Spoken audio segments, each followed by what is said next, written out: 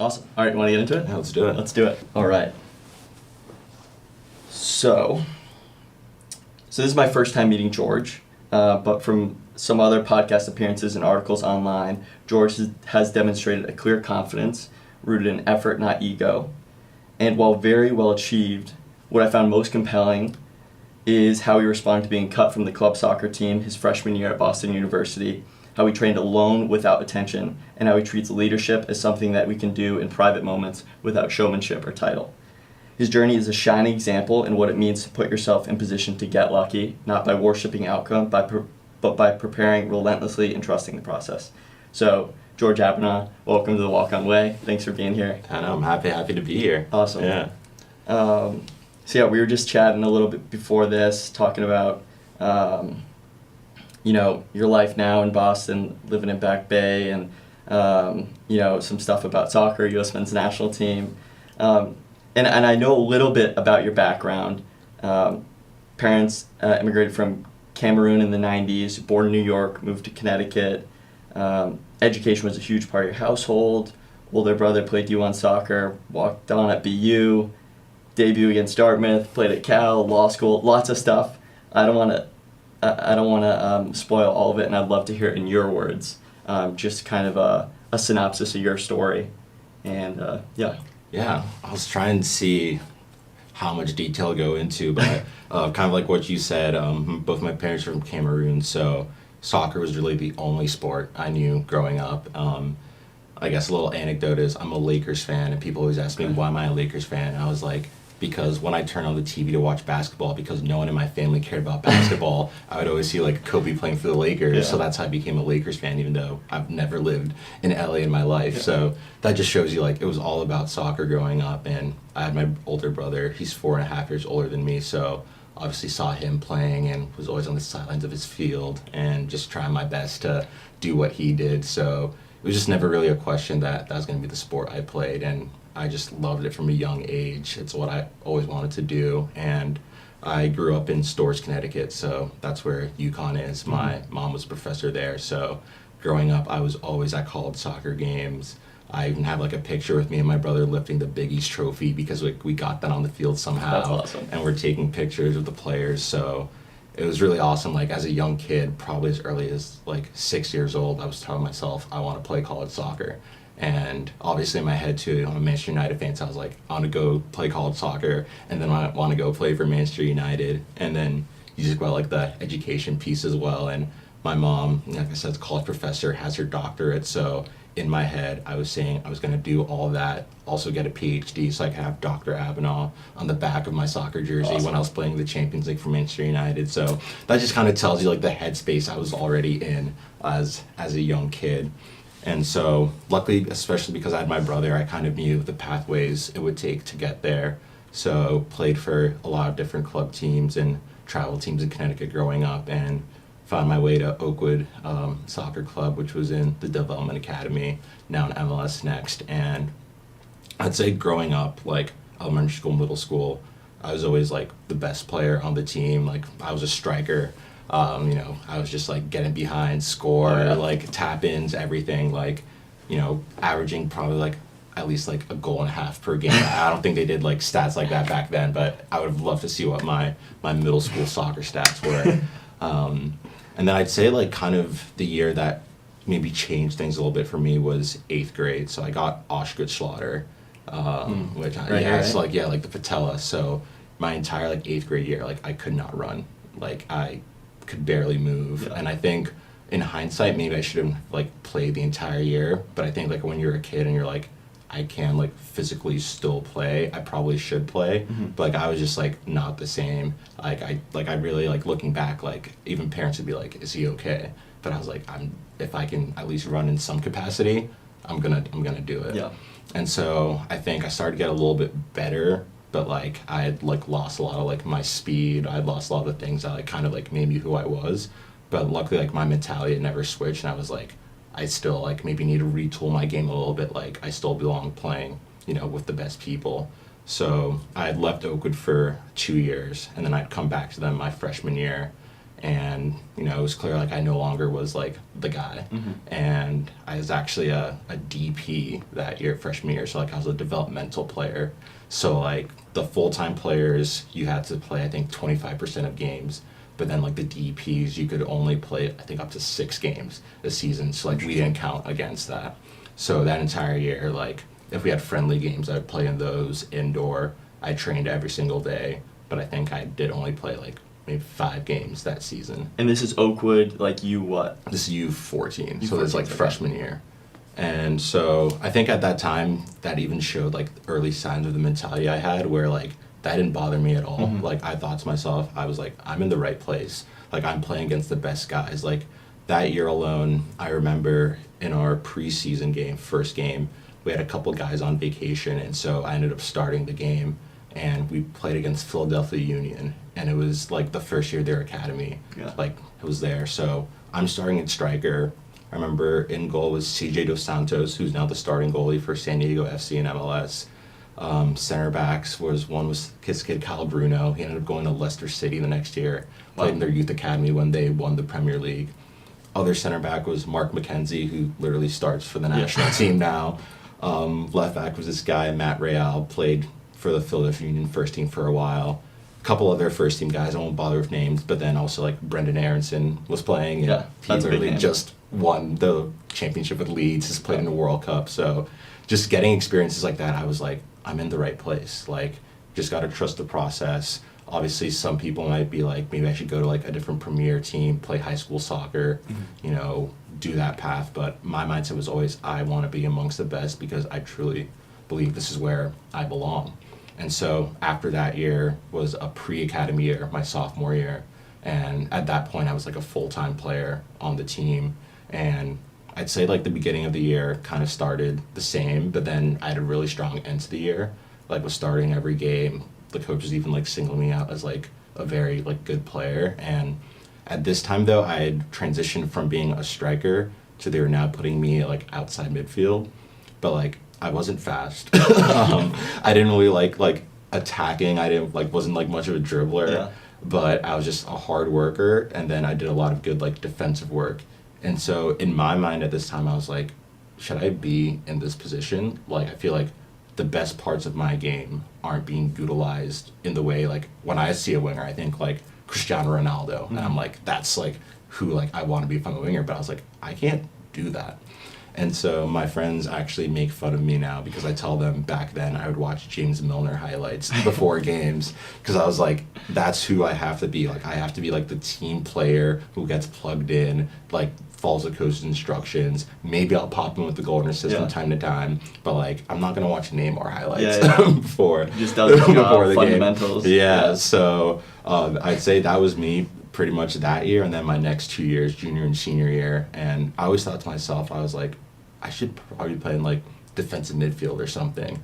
But we had our guys that played there, very good players, and so I just stuck out, on the right wing or left wing and did a decent job. And I think that probably harmed me a little bit because like obviously when like you get to recruiting for coaches, college recruiting and everything, they're looking for guys who are probably like excelling, and I think I was just like plugging in holes rather than excelling. But even at that time, like I had teammates who were in similar positions that ended up leaving the club. I still just was like, I'm in the right place. Like I'm playing in these showcases. I'm playing against guys that are on the national team. Like I'm playing against like big MLS clubs. And I was like, I'm in the right place. If this is where I eventually want to be, like I want to see this competition firsthand. And so with my college recruiting journey, it was, I'd say kind of scarce in terms of like what I would have wanted ideally. My first visit was to Lafayette in Pennsylvania. But Patriot League, right? Patriot League rival. It's crazy now that was like my like main option at the time because they're my big Patriot League rival, and we have a whole like separate rivalry with them and how they play and everything. And then also Davidson in North Carolina was another school like I was talking to, and I didn't end up going on a visit there because it just didn't work out. But one of those I was like very much interested in, and then the other like D1 one was actually Harvard. And I was like, obviously academics, I was like, that's the place to be. And with them, it's interesting. And probably like my only regret in life is I didn't actually apply. And so like I had like obviously contacted them, they'd see me play. I scored 1 goal my junior year, and it was at Boston Bolts, and Harvard was at the game. Nice. So like they had saw that, and that was the only camp I ever went to. I went to a Harvard camp, and what they told me at the time was that their class was full in terms of like people who they could like help get in, but if I got in on my own, I'd be on the team. Oh, wow. And so I don't know, I think it was just also the time where like BU started coming to play, and so I decided to do like early decision BU and never hit send on the Harvard application. Mm-hmm. So I've always wondered whether I've gotten in or not. Like obviously I try and back myself in everything I do, so I'm like I probably would have, but then also I'm like you just never know. And so how BU ended up coming into play was I also at this time knew I wanted to play D1 soccer, but there were obviously like, just because of the size of my club and where we played in, I had a lot of D3 options. Like Tufts, I remember emailed me and I didn't respond to them actually, but the coach, Josh Shapiro, who's now the Harvard coach, ended up interviewing for the BU job, and I was like on the committee. And I remember being like, oh, I hope he doesn't remember me. And then, like, first thing he said was, we tried to get you, didn't we? And I was like, yeah. Yeah, I do remember that. So, like, pretty much, like, all the NESCAC schools at some point was in some sort of talks with. And then the main one was Williams. They, I think, just always seemed to see me at the right time. Mm-hmm. Like, I didn't start that many games, but they always seemed to come to the games I started at. And so they had like a really good sense of me and like appreciated me as a player, which was like very nice at the time. And I did an official visit there, but I just remember thinking to myself, like, I don't think this is the right fit for me. And so this was like fall of my senior year, and I decided, you know, when I got home that day, I was like, I need to figure out where I want to be if soccer is not in the picture. And, you know, the story I tell everyone was I literally typed up top journalism programs in the country because I wanted to study journalism. I saw BU at number 4, and I was like, like, you know, decent school. It was a big school as well. I went to a small high school, so I knew I wanted to go to like a bigger school. It was in a city. And then I've told the story as well, but my good friend now, Ian Richling, I have no problem saying it because we're good friends, but he played for Beachside, our rival team, and he had committed to BU, and he was a player who like we would target when we played them. Yeah. So I was like, if this guy's going to BU, like I can go to BU. Like I have no issues. And so just end up deciding to apply early decision to BU. And when I contacted the coaches, the assistant coach told me that their roster was full and they had like 35 guys or something like that. But in my head, I just was like, I can be on this team. I know it. If it's going to take a while, like I still have that confidence in myself that like it's not even a question. I'm good enough to be on this team. And so my club coach knew their head coach a little bit, and we got in contact a little bit from him, and I drove up to Boston with my mom one day just to go meet him for a little bit, hoping he'd be in his office, and went and talked to him. And you know, I think he was just like, you can come in the spring. Like, it was just like a little, probably like a throwaway comment. But I latched onto that, and I was like, that's all I need. Like, I'll go to this school in the fall, I'll do what I have to do, and I'll see you in the spring. Like, I hope you kind of keep your promise. And so, went to BU that fall, just lived life as a regular student, but obviously followed the soccer team from afar, sometimes close. Like, one of my good friends, Peter Cardbo, was a freshman at that time, and met him, and would sometimes joke with him and be like, I'm gonna be your teammate in the spring. Like, and he was just like, oh, like, you know, everyone says like, oh, I'm gonna walk on, but right. I was like, just remember me, like I'll be there. Yeah. And so just waited for my opportunity and got it. And me and my good friend now, we both went in the same trial period in the spring. It was a 2-week trial, but then there's like a spring break period in between the trials. So we thought it extended past spring break. Mm-hmm. And so we come back and like they tell us we can't train. Our trial's actually over. Go in and like do your paperwork, so you can like be set for the rest of the spring. So like we were confused. I was like, so I'm like on the team now. Do I get to tell people like I'm a soccer player? Like there was no like ceremony from the team where like everyone's clapping and they're like, oh, you've made it. I was just like, all right, cool. So then like I was there the entire spring. We had our end of the season meeting. And he kind of told me like what his plans for me, and at this time he told me, he's like, we see you as a center back. And like that was the first time anyone had ever told me that before. And you trialed as a forward? I trialed as a guy as a like outside midfielder. Okay. Okay. And so I was like, yes, like that makes so much sense. Like I don't know why no one's ever like thought of this before. Like I love defending. Like that's the like my best skill set that I bring, playing outside midfield and then as a winger. And I was like, I think this like actually makes sense. So I ended up playing like summer league that summer as a center back and started the fall, and that was kind of like where I was in trainings and everything. So that was my entire pathway leading up to my first season at BU. That's awesome. So a couple things. First, you said you drove up to Boston with your mom to meet the coach, but there wasn't anything set up? You were just hoping he was there? Yeah, I remember, so I'd already done a visit to BU, and I like did a tour of like the college communication as well. And just after that one visit, I was like, yeah, this is where I want to be. And so this visit was probably in around February, and I remember kind of in the back of my head, like signing day was also coming up. And like obviously as a kid, like you think about, oh, it's signing day, everyone's signing, like has like their hoodie and the hat on. I was like, maybe if I'm like really good at talking to him, he'll tell me that I can join it earlier. Yeah.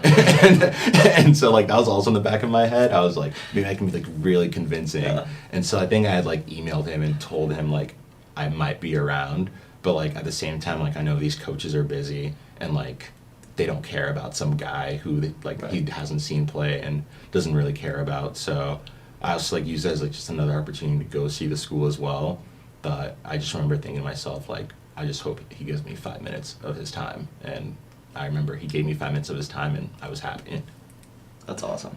And then another thing you mentioned was telling your friend, what was his name, who you met freshman year, who was on the team? Peter Carlo, so yeah. You told Peter that you were going to be his teammate. Were you also kind of, at this point, like getting close with the rest of the team? And if so, was anyone like kind of off-put by you being so confident that you were going to make it? I think so. That was the thing. I tried to like work in silence as much as possible because I was like, I don't want to get ahead of myself. And I think the thing with me is like my confidence is very inwards. Like there's a lot of people who are like outwardly confident and it gets to the point of like cockiness sometimes. Right. But I'm kind of the person who's just like, never let them know your next move. Like you just do it. And then when it comes to light, people are like, oh, that's what happened. So like, I think like my close friends kind of like knew that. And then the other kid who I want to try with, my good friend, Daron, who's like one of my best friends in the world now. I think he was more the one that was like telling people he was going to be like a preferred walk-on the soccer team and things like that. And so like, that's how I heard it from him. And so I remember like when he was like telling people that, I was like, wait, is this guy just like letting everyone come into the spring? Like, am I not special? But I think with Peter, with him is my family's Cameroonian. He's from Sierra Leone, so we kind of like had that bond a little bit, and like I'd wear like my Cameroon jersey around, and he'd see me. Nice. So like I think like we started like a very like base level of friendship. So I was like comfortable telling him like, oh, like we're friends now, but like I might actually be your teammate. But the other freshman guys at the time, I wasn't really friends with or interacted with at all.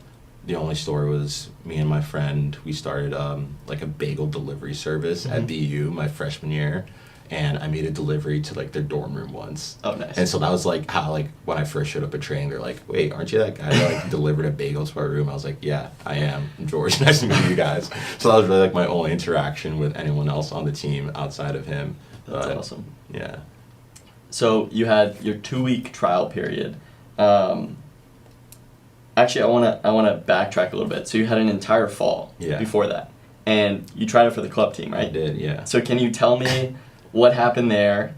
Well, we'll just start with that, actually. Yeah, and so this story, there's, for whatever reason, there's a lot of drama surrounding this, which I really don't understand. So, like, my junior year, BU, like, made an article about me, and about like how I joined the team, and I think like the headline was like cut from club soccer, like now like one of the leaders, and a lot of guys on the club soccer team got mad about it. Okay. And I was in my head, I was like, it's the truth. Like I did get cut, but I think the reason why was, one, there was a lot of people that did try out. I think there was like maybe like 200, and they ended up taking like 5 people. Oh, wow. And the only freshman that made it was my friend Dartmouth, who I ended up like joining the team with that spring. And I just remember I was confident, I knew I came from a good club program. In my head I was like I felt like I was a Division 1 level player. And so I remember going to the tryout. I was doing well. I was wearing a Pogba jersey. It's like everyone started calling me Pogba, and I was playing center mid at this time, and so just doing really well. But I think I could get a sense that some of the older people on the club team didn't like that, and so it's one of those things where it's I was like, okay, you can't please everyone. It's not like I was out here yelling at people or being arrogant anyway. But I was just playing well, and other people could sense that. And so I remember kind of the moment where I was like, I don't think these people like me was during the callback tryout. I they told me and another guy to play center mid together, and I was like, I can play the 6, you can play the 8, and he was like, what are you talking about? And then the assistant coach started laughing with him at me, what is this guy talking about? And I was in my head I was that's just a simple soccer term. Yeah. I want to make sure we're not both attacking or we're not both defending. Yeah. And so I could just get a sense of just maybe not that they didn't like me at all, and maybe they didn't like that I was a freshman coming in just being I'm ready to play and contribute and do all that. And so the list came out and I didn't end up making it, and I wasn't upset. I was just all right, I guess I'm training on my own this fall. And so I had some other guys on the team come up to me and be I don't know how you didn't make it, this or that. But I was just you know what, it's fine. They can have their team.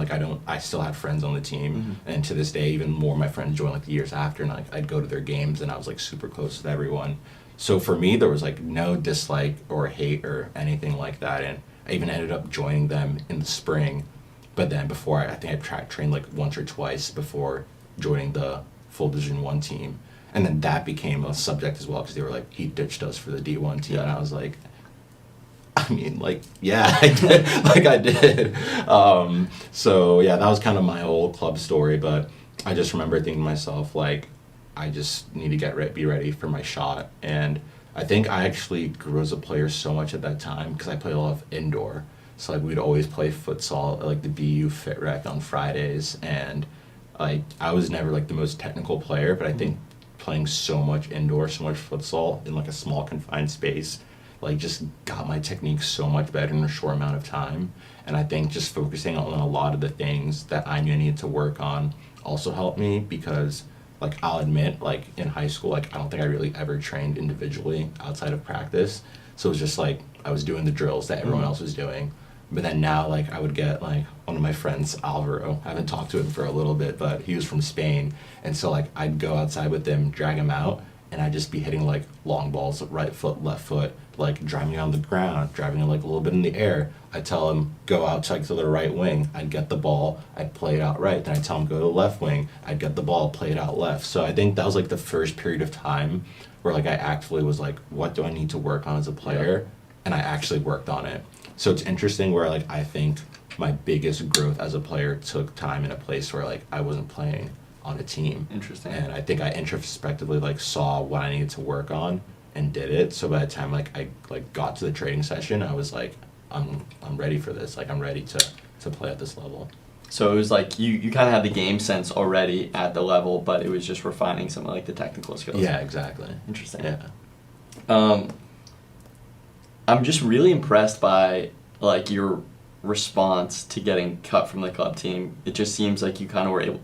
It sounds like you were able to shrug it off really easily, and I just am curious. How do you have that internal confidence to be oh, I want to get to this level, and this level is saying I'm not good enough, but you even when this level says you're not good enough, you still have the belief that you can get here. That is so impressive to me that you just seemed unshaken by it. Where do you think that came from? Or am I right in saying that? Yeah, I think the thing for me is I'm the type of person that's just always found a way to get things done. Mm-hmm. And I think if we really went back and we thought about my childhood and went through and dissected it, maybe there's something I got from then. But I think I'm just always been the type of person where if I have a belief I can do something, I don't really worry about the outside noise, or I'm not too worried about anything that gets to that point before I get there. So like I remember even in high school, I went to a small science and engineering high school. My mom ended up becoming a professor at the University of Hartford, and they have a like high school there. There were 80 people in my graduating class, and so naturally like our soccer team wasn't that good, and I didn't play high school soccer at all. And we played in a really bad division though. So like there was like one kid who's my good friend in high school who's like scoring a lot of goals like since freshman year. Yeah. But like I knew in my head, I'm like, he's not like a college level player. But like I was like, I know like, you know, if I was playing high school soccer, who knows what I'd be doing. And so because people didn't really like understand what I was doing playing like for a different team, you know, all I would get was, oh, you're not good enough to join the team. You're not better than this guy. You're not this, you're not that. And that didn't even bother me in the slightest, because I was like, I'm working towards something else. And then even to the point where, like, by the time high school came to a close, obviously at this time, I didn't even commit to play soccer. Like, I wasn't playing college soccer. So then, you know, maybe these people are, like, justified being like, you're doing the same thing as him. You're also not playing college soccer. But in my head, I was just like, don't worry about that. Like your time is going to come. So I think just for me, I've just done a very good job of, like, blocking out voices that aren't going to help me or encourage me. And so I think that's just, like, a mentality I've always had. And even when throughout high school, like, I didn't have, like, any real, like, crowning achievement at all from a personal standpoint.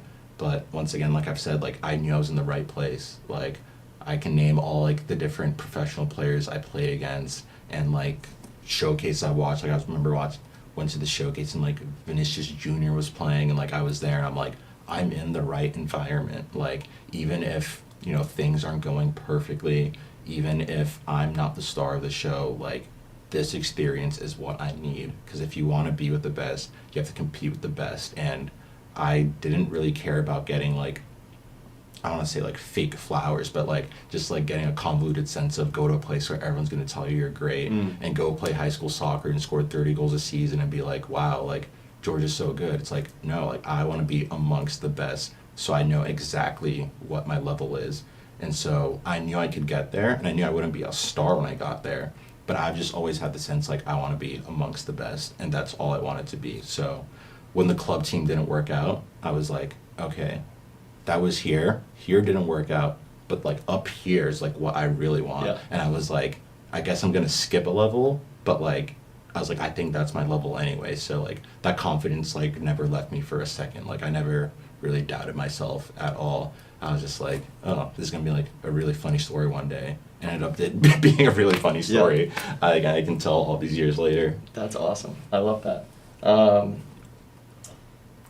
And then I want to get into a little bit of, like, your kind of why, like, when you were going through that fall training alone, like, what was kind of motivating you? Was it, you know, you talked about people that may have been talking a little bit in high school about, oh, you're not that good. Was it about proving people wrong? Was it about, you know, maybe proving some people right? Or was it just, like, was it not even that deep? Was it just, you know, I want this, I'm just going to, you know, this is probably what it's going to take, so I'm going to do that? Yeah, I think that's exactly it. Like I said, from the time I was, like, 5 years old, like, I knew I wanted to play college soccer, and this was the path to it, I decided. And, like, I could have gone to a different school. Like, I'm sure some of the schools that recruited me, like the other D1 schools, if I had gone in those ones, unlike BU that said you have to wait, they'd have been like, oh, join the team right away. Or if I pursued those a little bit more, I could have gotten scholarships from them. Or even, like, all the D3 schools, I could have easily gone there, played, probably been, like, a contributor right away. But I knew I wanted to play college soccer, and I wanted to do it my way. And BU seemed like the best option for that at the time. And I've talked with my mom about it a little bit, and she's like, I don't think you really knew, like, what you were getting yourself into. Like, I don't know, like, what sort of, like, false confidence you had.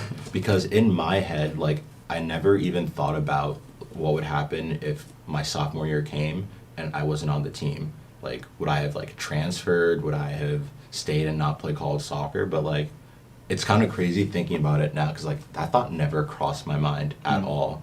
Like, there was never a situation in my head where I was a sophomore not playing college soccer at BU. Just right away, I was like, I just thought to myself, when I get there, like, I'll show them that, like, I am, like, ready to be here. I am good enough to be here. So I think it's all, like I said, internal. And the outside noise is less of me needing, like, doubters to feel better or to motivate me. It's just not letting voices that aren't going to help me get to where I need to be impact me at all. And I think in everything I do in life, I'd say I'm very intrinsically motivated, where, like, I have a self-belief and I try and use that as much as possible, and I don't really try and let, like, outside sources impact me or affect me. I kind of put my mind to something and I'm like, yeah, I think I could do that. Yeah. And then I just, figure out the best way to go about it. That's awesome. I mean, yeah, I think being intrinsically motivated is obviously a lot more sustainable. But yeah, it's definitely hard to, like, cultivate that. So that's really cool that you have that just seemingly kind of in your nature. So I guess that's the fall, and then you have your trial period, which you said was 2 weeks, but really only 1 week because of spring break. Going into that trial, were there a lot of nerves? What were you thinking? Again, you said you were going into it with your friend who had made the club team. But yeah, what was kind of your headspace going into the trial, in the trial, and then afterwards? And how were you kind of received by your teammates? Yeah, I think for me, going in, it's hard to kind of just think about mentally where I was. Like, I definitely wasn't nervous. I think I just more so, like I've said, I was like, I belong here. Like, I know a training session, I can hop into this. And I think my only reservation, and I think it wasn't until probably, like, after, like, the first day where I was like, I haven't done, like, a group training session in a long time. I think I, like, went back and played, like, a couple, probably, like, indoor tournaments back at Oakwood, like, that winter. But, like, I hadn't done, like, a proper training session where, like, you're doing passing drills and possession drills and things like that. And so, like, I'll never forget it, and, like, my friend Darwin will tell you as well, like, my first passing drill, my first day, like, I messed up. And the assistant coach stops the session and goes, if you can't pass the ball straight, how do you expect to make this team? And I was like, I'm done. In my head, I was like, oh, it's over before you even started. 10 minutes into this trial, like, I was like, yeah, it's over. So I think just, like, getting used to, like, drills again, because, like, you've been there, like, when, like, the ball's pinging and it's, like, moving, and it's, like, you don't want to be the guy to mess it up. And then I messed it up, and I was like, I think I can get, like, used to this again. But then I think what helped me was that, like, when we got to, like, the actual playing part, like, I think one thing that I've always had is, like, people say, like, oh, like, he's got that, like, dog in him. I was like, oh, I'm ready. And so, like, I remember, I don't think it was, like, the first day, but probably, like, that first week, we were doing kind of, like, those drills where you have the goal and then it's, like, either, like, 2v1 or 3v2 or whatever.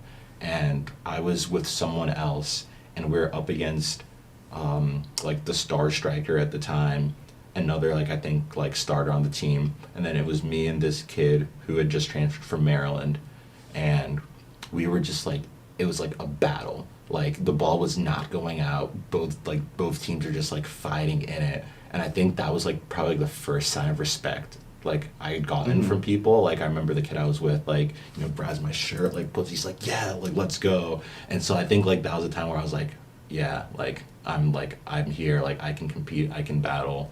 And then I think it was probably, like, one of my last sessions, we were playing a game, and, like, in the little scrimmage, I scored, like, a bicycle kick. Really? And, the starting goalie at the time was, like, flipping. He's like, come on, like, what are we doing? How are you, like, letting him score all that? And got, like, an ooh and an ah. So, like, I think, like, that first moment was, like, the early period where I was like, oh, I think I can do this. And then that last one was the one where I was like, I'm a part of this team. Like, I can train. But I think obviously at that time you still never know. And I'd gotten no feedback in the slightest. Like, no pulling to the side, coaching me, telling me I did well. Can't even remember any times other than the first time they yelled at me. They ever yelled at me again. Can't remember any time they told me I did anything well. I think it kind of probably helped me in the end. But pretty quickly, I think I just, like, kind of, like, assimilated into a number. And I think that was like maybe what helped me, that they were just like, oh, this is a guy who's like not going to bring the level down. Maybe he's not like the best player in the world, but like he's there. Yeah. And especially like in a spring season, you know, like a lot of guys are hurt, Yeah. different They need things. numbers. So like if you have a guy who's like competing, pushing the guys that are healthy, I think they probably like realize that pretty early on, like, oh, this guy's like here to compete, and like we need that. So I think that maybe helped me a little bit. That's awesome. And you mentioned a moment like in your first session, like 10 minutes in with the passing pattern, and you made a mistake and you were yelled at, and you had a moment of like, oh, I'm done. So what was your response to that? And have you always been good at managing those responses to like when your heart kind of sinks a little bit and then bring yourself back into the present? Yeah, I'm just curious how you dealt with that in the trial. Yeah, I think I knew, like I said, like going in, I knew that was probably going to be the problem area for me, just because I hadn't done those like sort of passing drills at all. But I knew like once we got to more like game-like situations, that's where like I could shine and show what I had. Because you could have a great player who's terrible at a passing drill, but then great in an actual game, Right. and like they're going to play every time.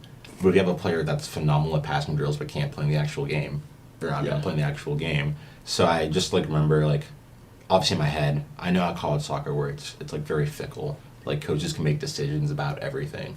So I was more disappointed in the fact that I had given them something to latch onto, rather than like being disappointed in myself. Because the thing is, everyone makes mistakes. I'm sure someone made a mistake 2 minutes after I did, but just the fact that like that was like a loud proclamation of their opinion on me, I just remember thinking in my head, even if I play flawlessly in 2 weeks, that's something they can latch onto. And it takes a lot less than that in college soccer for coaches to make decisions. So I think that's more what my disappointment was, where I was just like, I've given them something. Because coaches will make any excuse to make decisions. But I was like, I gave them something to use. So I think I just like try my best after that to be like, just play your game, give them more to use other than that one moment. And I just remember like, I was like, don't be worried. So I think if you focus on not making mistakes, that's like the worst thing you can do. Right. If you're playing nervous and sheepish and like you're like, oh, I just don't want to mess up. But I was just like, just play your game, like just do your thing. And I remember that was just something like probably after like the first week I started getting like really comfortable, and I just like got into the routine of like going to the locker room in the morning and going out with the guys and everything. And I just remember, you know, at some point I was like, this is where I'm supposed to be. Like this is normal. Like I had to wait for it. But like, this doesn't feel like, I didn't feel like a walk-on. I just was like, I just had to wait a little bit. I just had to, you know, bide my time, and when the opportunity came, like, I had to take it. And then I have one more question about the trial period. Yeah. Sorry, I'm so interested in just like the kind of inner dialogue that happens. And then I want to move on to kind of how you evolved at BU and into Cal. I think that's so interesting. But the one thing I want to finish on with the trial is how you were received by your teammates. You know, you walked in the locker room for the first time. Were you welcomed, or did you have to kind of break some social barriers to really get it? Yeah, it's actually very interesting looking back. I think I was received pretty well, I would say. Like, I know there weren't really a lot of walk-ons, like, at the time. Like, I don't think anyone that current roster had done what I did at all. Even my time at B, when I was there was one other kid, I think like 2 years after me, that came in the spring similarly and stayed on the team for the next fall. Was only there for 1 season. So I think I came in, naturally I got close to like the people in my class. And I think like for the most part they're just like, oh yeah, like whatever. So I think like honestly, like I don't really have any like crazy stories about like, oh, like the seniors like wouldn't look in my direction, or this person didn't like me. I think you're always gonna have like certain characters that are like, you know, maybe like not the friendliest, but like that's really like to everyone. So like I never felt like any like personal attacks or anything like that. And like especially when I think I just like kind of like was there the entire spring, and I remember like people would ask me like, are you on the team? And I'd just be like, I'm here. I was like I'm still here. Like I really the entire spring I was like, I don't know if like I'm on this team or not. Like nobody told me like you're on the team. Like I didn't know if I was comfortable. So I think I just like the entire spring period, like I remember I didn't play the first game I was eligible for because I think we got cleared like the day before the game. And then the last game of the spring, we played against Northeastern, and like I came in as a sub, and I think I started the second half, played like 30 minutes in the second half, and I remember just thinking to myself like, why is he playing me so much like in this game? Like I have to be able to, like, I'm good, right? I was like, because I was playing a lot, and I was playing over guys who were like, on the team, like other freshmen, some sophomores. Like I was getting more minutes than them, so I was like, this is a good thing. Like I think this means like I'll be on the team this fall. But like I still like wasn't confirmed. And then even like I said, when I got to the meeting with him, he like told me, he's like, oh, we think a position change is like needed for you. I was like, so that means I'm on the team. Because like at this point, like I didn't have a number or anything. Like I like when they would bring the jerseys in for like the spring games, I would like wait for everyone to take their jersey, and then like I grabbed one. So I think I wore like number 27. Okay. And so I was like, okay, like I guess that's what I wore for the spring. And like even going to the fall, like I didn't know what number I was until they put everyone's jersey in the locker for the photo shoot. Actually, no, it was 4. I think it was the roster came out online, and it had me as number 25, and I was like, oh, I guess I'm number 25. Like no one asked me like to choose or what number I wanted or anything. I was just like, okay, like cool, like that's my number. I'm on the team. So it was a very interesting situation. I think I kind of just like got in and just like never left, and it was just a very seamless transition. That's awesome. Now I want to get into like the evolution at BU and Cal. I just want to make sure everything's still good.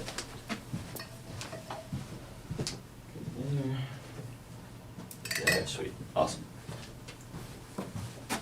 Yeah, I've just had some malfunctions in the past, so I want to make sure I'm getting it. Yeah, so can you speak to kind of the rest of your BU experience, how you kind of transitioned into a leadership role? You were also super involved on campus. Yeah. And I'll leave it at that for now, but I'm curious your involvement on campus, evolution into a leadership role at BU, and then if you want to start with the transition into Cal. Yeah, so I would say, my first proper season on the team was fall 2018, and so this is now my sophomore year. Having not played on the team and been on the team my freshman year.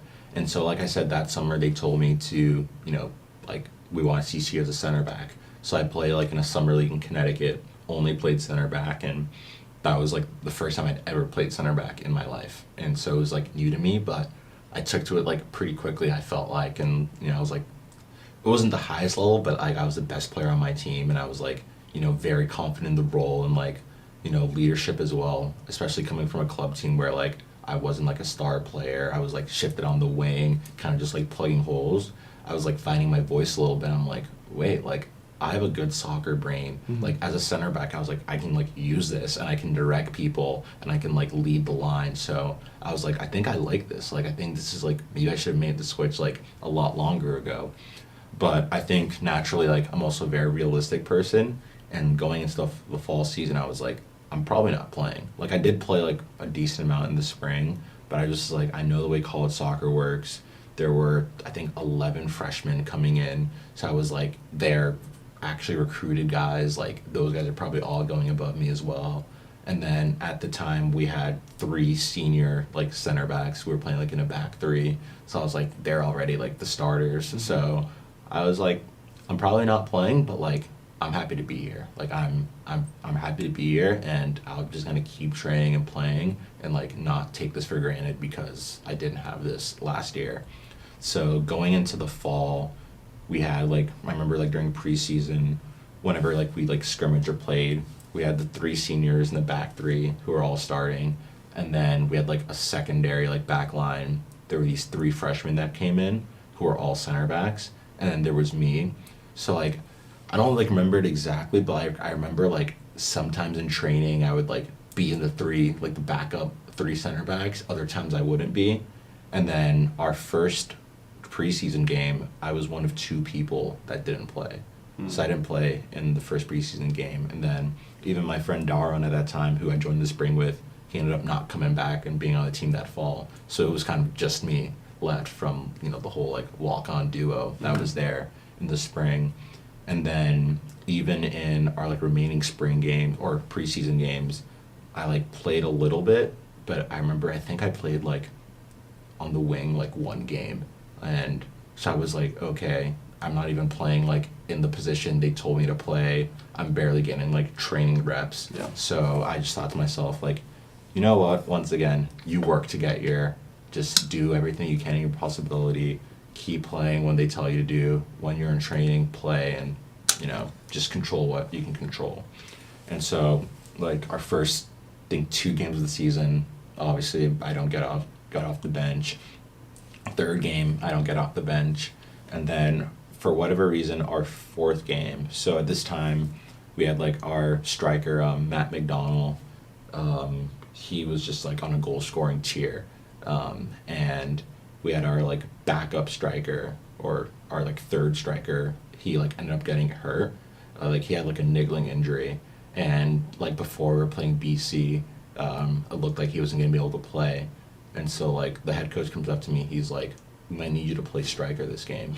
And I was like, okay, cool. But I was like, I haven't played striker, like, even in training. Like, what is this guy talking about? And, like, obviously, like, I'd grown up as a striker. I played there last, like, full-time my freshman year. And, like, maybe I played later, like, a little bit my senior year. But, like, I had never stepped foot in the training field at BU as a striker, like, even a single time. And so I was like, this is interesting. And so, like, I remember, like, I got since, like, warm-up. But I never ended up going in the game. And we tied 3-3, and our striker, Matt McDonald, Mick, we call him, scored a hat trick, all headers. And so he was flying, like he's just like, on an all-American pace. Mm-hmm. And the next game, we play at Dartmouth, and we're down 2-0, like 12 minutes left. He scores the goal to make it 2-1. It's his 6th goal in 5 games, but he stays down and is, like, hurt. And so at this time, like, our coach, like, looks down the bench. My good friend, John Syracuse, who was actually like my roommate last year, he was just here this past weekend. He was a freshman striker, so he had started playing a little bit now to replace the kid that had got injured. Mm-hmm. And, like, so, like, he had come in off the bench that game, like, as a substitute striker. So I'm like, oh, like, just put John back in. And they look down to me and they tell me, like, to go warm up. And I was like, wait, what? Like, I was like, like, we need to, like, tie this game, right? Like, why are you putting me at strike? Like, after you told me the previous game, I was like, oh, am I going to start training there?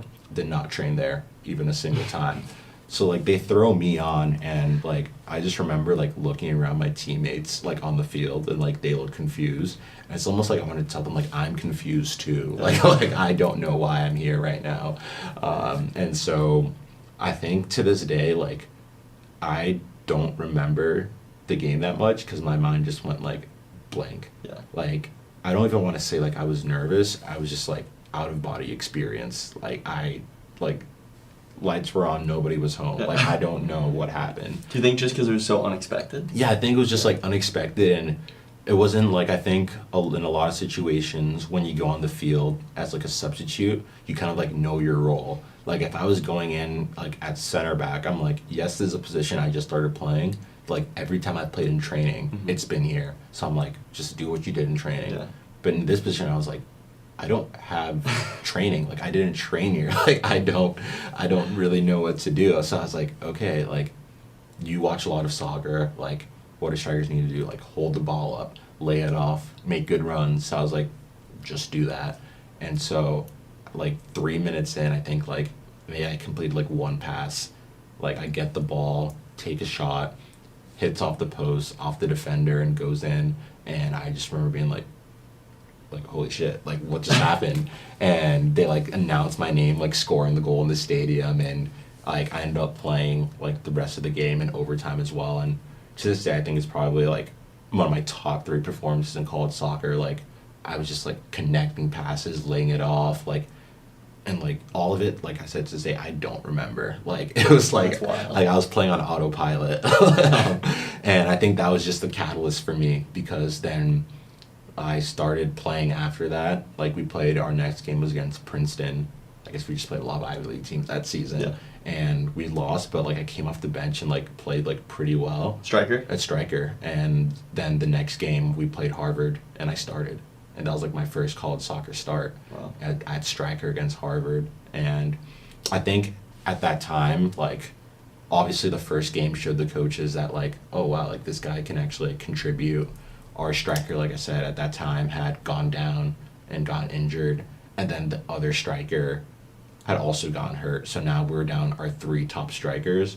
So then it was like, okay, George and John, like you guys are the guys. So to this day we still talk about like the George John like strike force we had, and like, you know, did pretty well for ourselves, did well for the team.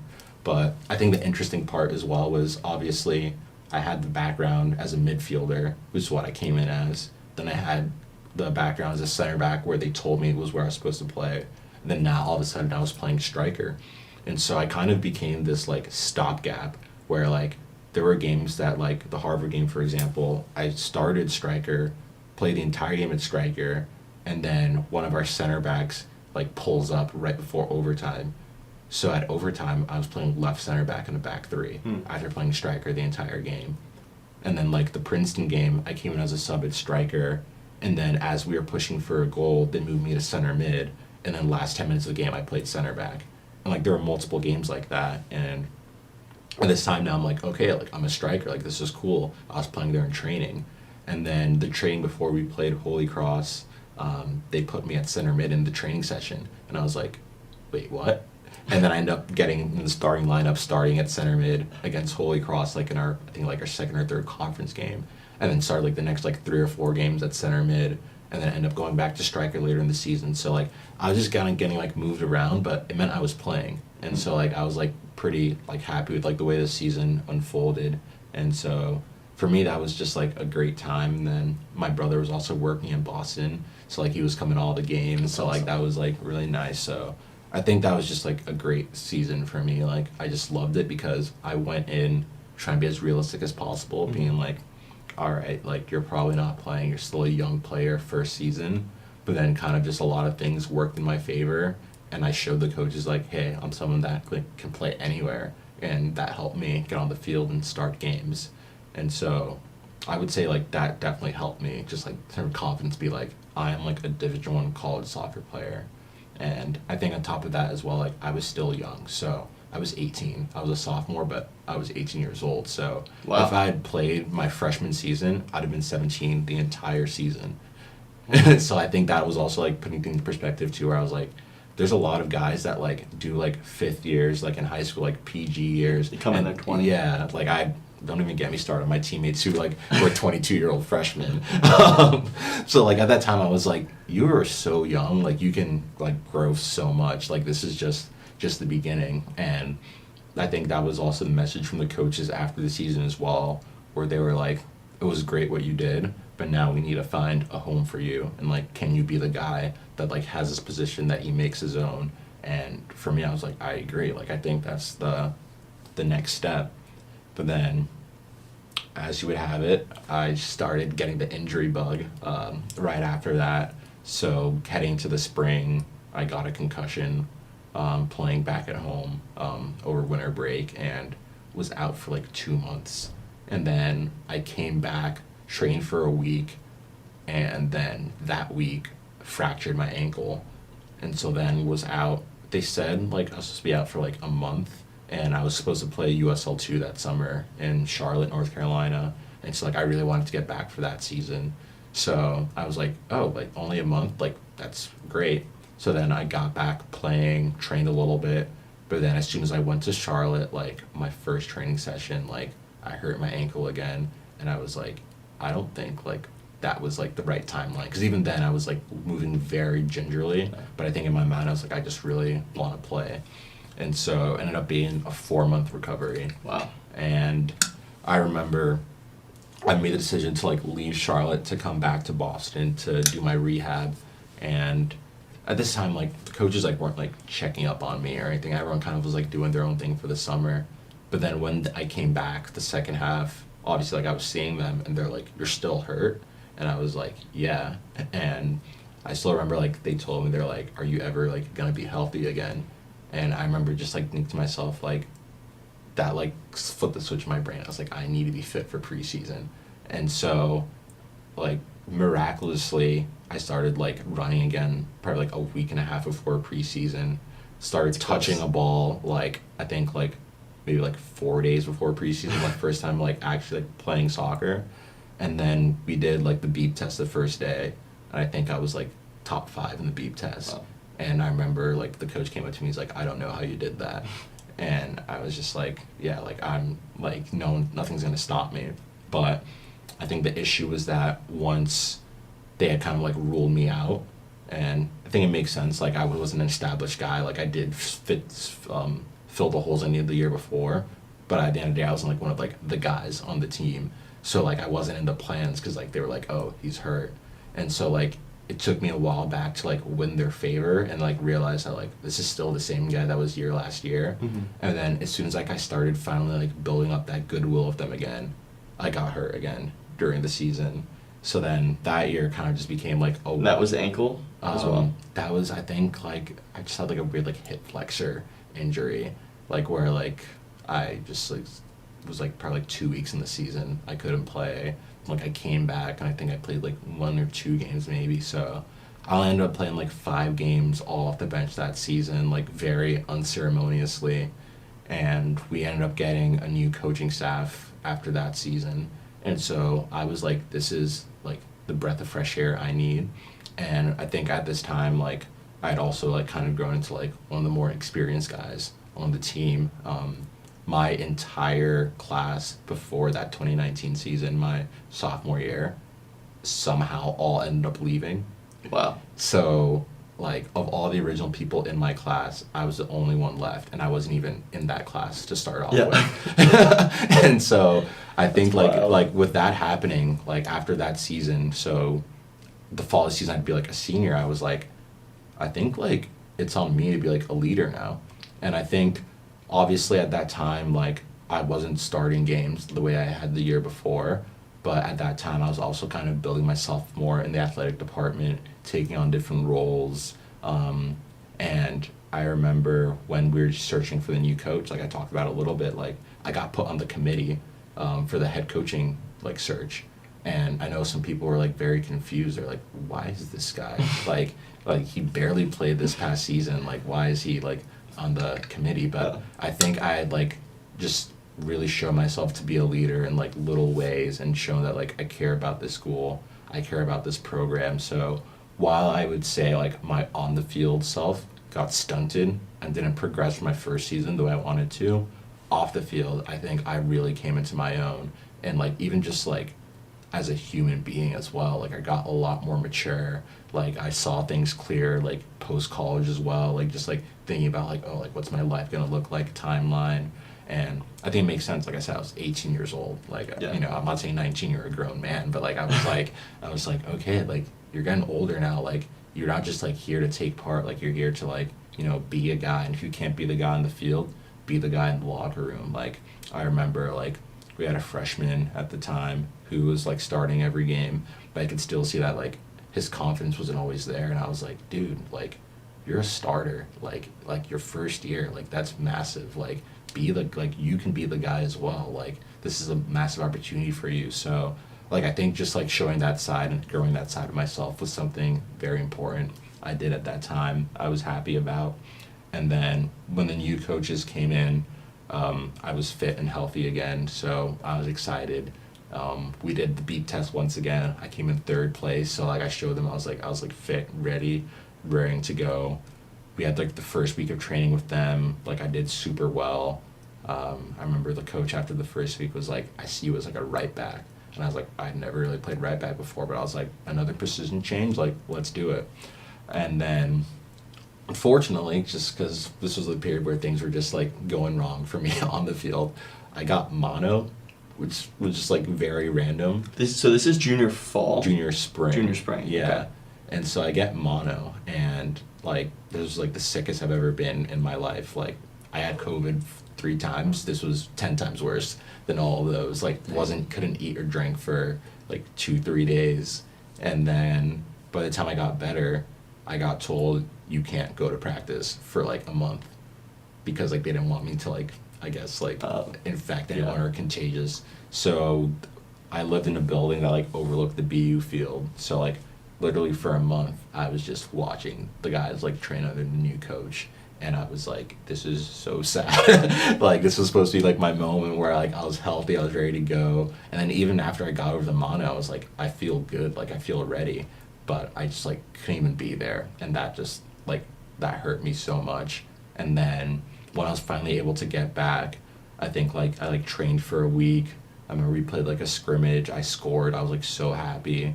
And then we had our first spring game, and like I'd only trained like a couple times, but I like came in, played well, and I was like, okay, like we're back. We have the rest of the spring, all is well.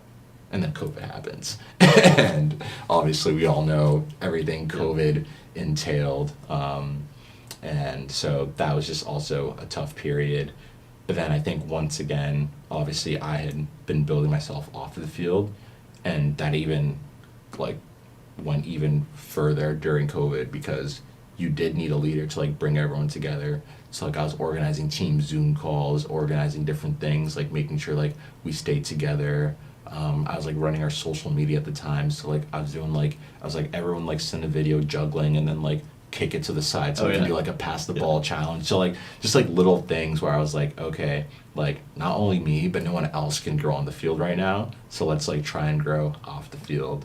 And then by the time we came back in the fall, we were like training like small groups of 10, and then towards the end of that fall we weren't playing games, but I like pulled my hamstring, and so like was out for a little bit. But in my head I was like, this doesn't matter, like there's no games, I just need to be healthy for the spring. Got healthy, and then like the first week of the spring pulled that same hamstring, and it was just like a chronic injury. And at this time we like elected like 3 team captains, and I was one of them, so that was like, you know, a great achievement for me, like kind of culminating the like leadership aspect. But I was like, I can't play. And so I remember like I would come back, then hurt myself, come back, hurt myself. And our last game of the season, I told our trainer, I was like, I can't run right now, but like I need to be on this field. Like it's like my last game at BU. Like I have to play. And so she was like, you can play 10 minutes each half. So I came in and played 10 minutes of striker each half, and like almost actually scored in the first half, which was funny. But then I hurt my hamstring even more on that play. So like I've never watched the highlights of that game. I don't know if there's still probably somewhere out there. I don't think I ever want to watch them because it's probably even worse at like looking than it felt, because like I could not run at all. So this was like your senior day? Yeah. So who were you playing? We were playing Army. Oh, nice. Yeah. So that was kind of like my last moment at BU, and there were like supposed to be no fans, but like my friends were like all standing like on a grove watching and like cheering, and then my family, like they couldn't be there because like they said like no fans, so like they like had like a little like video beforehand that played on the giant screen, and like my little cousins like sent a video too. So yeah, that was just like a very special day, and it was interesting because it was a very like unceremonious ending to like my BU career. I think like on the field especially, like the way it started, I was like, oh, this is just the beginning, like I'm gonna do like so many great things now. But then that first season ended up being by far like my best season. So I think it was a very on the field, didn't go the way I thought when I started, but I'd say just the way I grew off the field and the lasting impact I had was something I'm very proud of, where like my teammates who were freshmen when I was a senior, you know, like see me a certain way because I showed myself to be like a guy they could depend on, somebody that was knowledgeable, somebody they could trust. Even now, like I'm like on the Young Alumni Council as a men's soccer representative, so like I'm the one emailing like generations of alumni, like organizing things, like telling them giving days coming up. That's awesome. You know, I'm the one, like if the athletic director has something like men's soccer related, he comes and like talks to me, and I have a good relationship with them. And like even like earlier this year, my friend Peter, the one I was talking about, he like was leaving Boston for the first time since graduation, moving to DC, and so I called up our athletic director and I was like, can we throw a party for him like in the room at BU, like where we used to do film, like it overlooks the field. I was like, this would be like a really special place to like do a surprise party for him. And he was like, of course, put me in contact when I needed to, and we had like the party there. So That's awesome. just the fact that I could get out my experience, that sort of like level of like respect and like knowledge of the BU community, like that's something that can never be taken away from me. Like, I literally started at 0. I was not on the team. I had nothing at all. But here I am, and I'm like a prominent member of the men's soccer like family for like years on years on years, with at least some sort of impact that will last like after I'm gone. Where like now I got the they call it the John B. Simpson Awards, like for like student like leadership. And then my good friend Eitan Rosen, he ended up winning it last year. And then Andrew White, another one of my old teammates, he won it this year. So like I started a group chat with them. I was like, hey, look at us. Like three awards to the men's soccer team in 5 years for like an entire department award. So just having some sort of legacy, I'm like, I just could not be more content. Obviously, I wish like on the field things had gotten better, but like just the fact that like I was able to have any sort of impact in a way on the program from where I started, like I couldn't even have imagined it. Like when I had first, showed up to BU training by myself at 9 p.m. because that's the only time the field was open. Yeah. That's awesome. And the award, John B. Simpson Award, I thought I wrote it somewhere, but that was a really cool award, and I think it's only given to one male and female athlete each year, and it's like most energy and enthusiasm and leadership. It's really, that's awesome. Yeah, and it was something like I was, very thrilled to get as well, because obviously like when it comes to awards, like, usually goes to like the star players, the ones, and I was coming off a year where we played 4 games and I played 10 minutes each half in one of those games. And then even like the season before, like I like really, didn't play that much. So just knowing that like I had an impact that like extended past the field. And I think like one thing I really tried to tell people, and like the younger players especially, was like, it's all gonna fade, it's all gonna go away, but like the person you are is something that always sticks, and like the attitude you bring in. So like every single day, don't take it for granted, control your controllables, and like really embrace being a part of the program. So just being given something like that kind of showed that like my work wasn't done in a vacuum, and it was recognized was something that was like super cool to me. And like I still have, they gave us like a box, and I have it in my apartment now, like under my TV. So yeah, that was a very cool achievement for me, for sure. That was amazing. So that's like the culmination of your BU journey. And then, going back to COVID, I believe that's, correct me if I'm wrong, but is that kind of when you made your decision on law school and how you eventually ended up at Berkley? Yeah, so COVID obviously changed everyone's life in some way. And so when COVID hit, it was my junior spring, and then that summer I was supposed to be playing USL 2 in Maine. And I would say my plan after COVID was, or after I graduated rather, I still had the extra year from my freshman year. So now going into my senior fall, I'd have my senior fall, and then I'd have a 5th year. So my plan was, if like things went well at BU, maybe I stayed there for a 5th year. If things went really well, maybe I could like transfer and play that 5th year somewhere else. And so I was looking at grad programs, and I had enough credits to graduate after the fall semester. So my plan was to graduate early and then start a grad program, either BU or somewhere else in the spring. So what I was researching was like sport management grad programs. That's what my brother did. He like went to UConn, played a year there, got his master's, and then like went and tried to go pro, came back, was working a little bit, and then he actually like randomly decided to go to law school. Very convoluted way for him as well. He got a concussion, guess it runs in the family, and at this time he was like working for Hartford Athletic a little bit, helping them train in Connecticut, and his like he was talking to like his neurologist, and at that time he had like just quit his job, was doing that like at like a mini crossroads after this pro thing didn't work out, and the neurologist told him to go to law school. And so he did his research, took the LSAT. Like I remember that fall during our senior day, it was my junior year, so like I wasn't a senior, but him and my mom had come to the game, and he had like his like LSAT book out, like studying, and I guess he hadn't told me about it. I was like, what is this? And he's like, oh, I'm studying for the LSAT. I was like, I didn't even know what that was. I was like, okay, cool, whatever. But then like that summer of COVID, he was starting law school that fall. He went to Penn, and so he was telling me, he's like, you're a smart kid, like you should study for the LSAT. And I was like, no, like why'd I ever do that? Like I was a journalism and PR major. Like I said, like I had my plans. I was like, I'm just gonna play this fall, graduate, and then start a grad program B or somewhere else in the spring. Like I had that set. I was like, that's what I'm gonna do. But then naturally during COVID, everyone just has absolutely nothing to do. Yeah. I was watching a lot of Love Island UK, and like I always say, there's just one day I watched Love Island UK from 6 p.m. to 6 a.m. just 12-hour binge. Like I'm insane. going to bed, like the birds are chirping, they're singing, and I was like, oh gosh, that's bad. And I woke up the next day, like probably like 3 p.m. I go downstairs and he tells me, he's like, you're studying for the LSAT. Yeah. And I was like, yeah, like I need some sort of, I was like, I need some sort of structure. I need some sort of goal to achieve. And so I started studying. I took it, did decently well, and was like, oh, like maybe I should actually like take this seriously and like go to law school. So then like I studied again a little bit more, took it a second time, did a little bit better, and was like, all right, like let's do this. And I think the thing with him is obviously he had like a very different pathway. Like I said, tried to go pro, came back, had a job, left the job, is doing different things.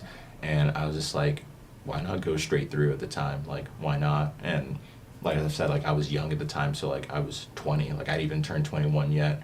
And I'm a senior in college. I was like, if I do this, by the time I graduate law school, I'll be 24, 24 years old, starting, a job as a lawyer. I was like, that'd be like pretty cool to do. And so I was like, let's just go straight through.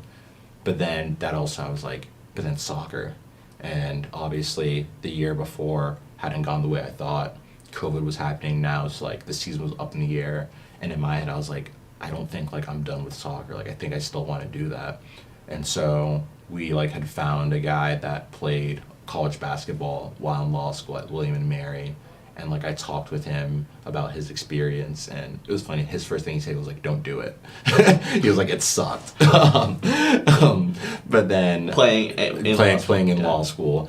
But I think I was like, oh, like basketball travel like is a lot. Like they do a lot of traveling around, playing a lot of different games, like a lot more flights. And so I was like, okay, maybe like it could work. And so I think for a little bit I was like, told myself, you know what, just go to law school, don't play, like you'll be fine. But then I think like in the back of my head the entire time I was like, you're not done. Like you're gonna find a way. And that's like a thing with me. I'm always like, I'll find a way to do it. And so the school I'd earmarked for law school was Duke. They're like a great law school, but then they also like have a fantastic soccer team as well. And like, I remember like when I was in high school, I was like, oh, if I could go to any school, I'd like go to like Duke or Wake Forest. Obviously, it was not good enough in the slightest to get to go either of those places. But like I had like a Duke poster in my room in high school. Awesome. So I was like, I think like that's where I want to go. And at first, it wasn't because of soccer, but I think in the back of my head, I was like, that is why I want to go there.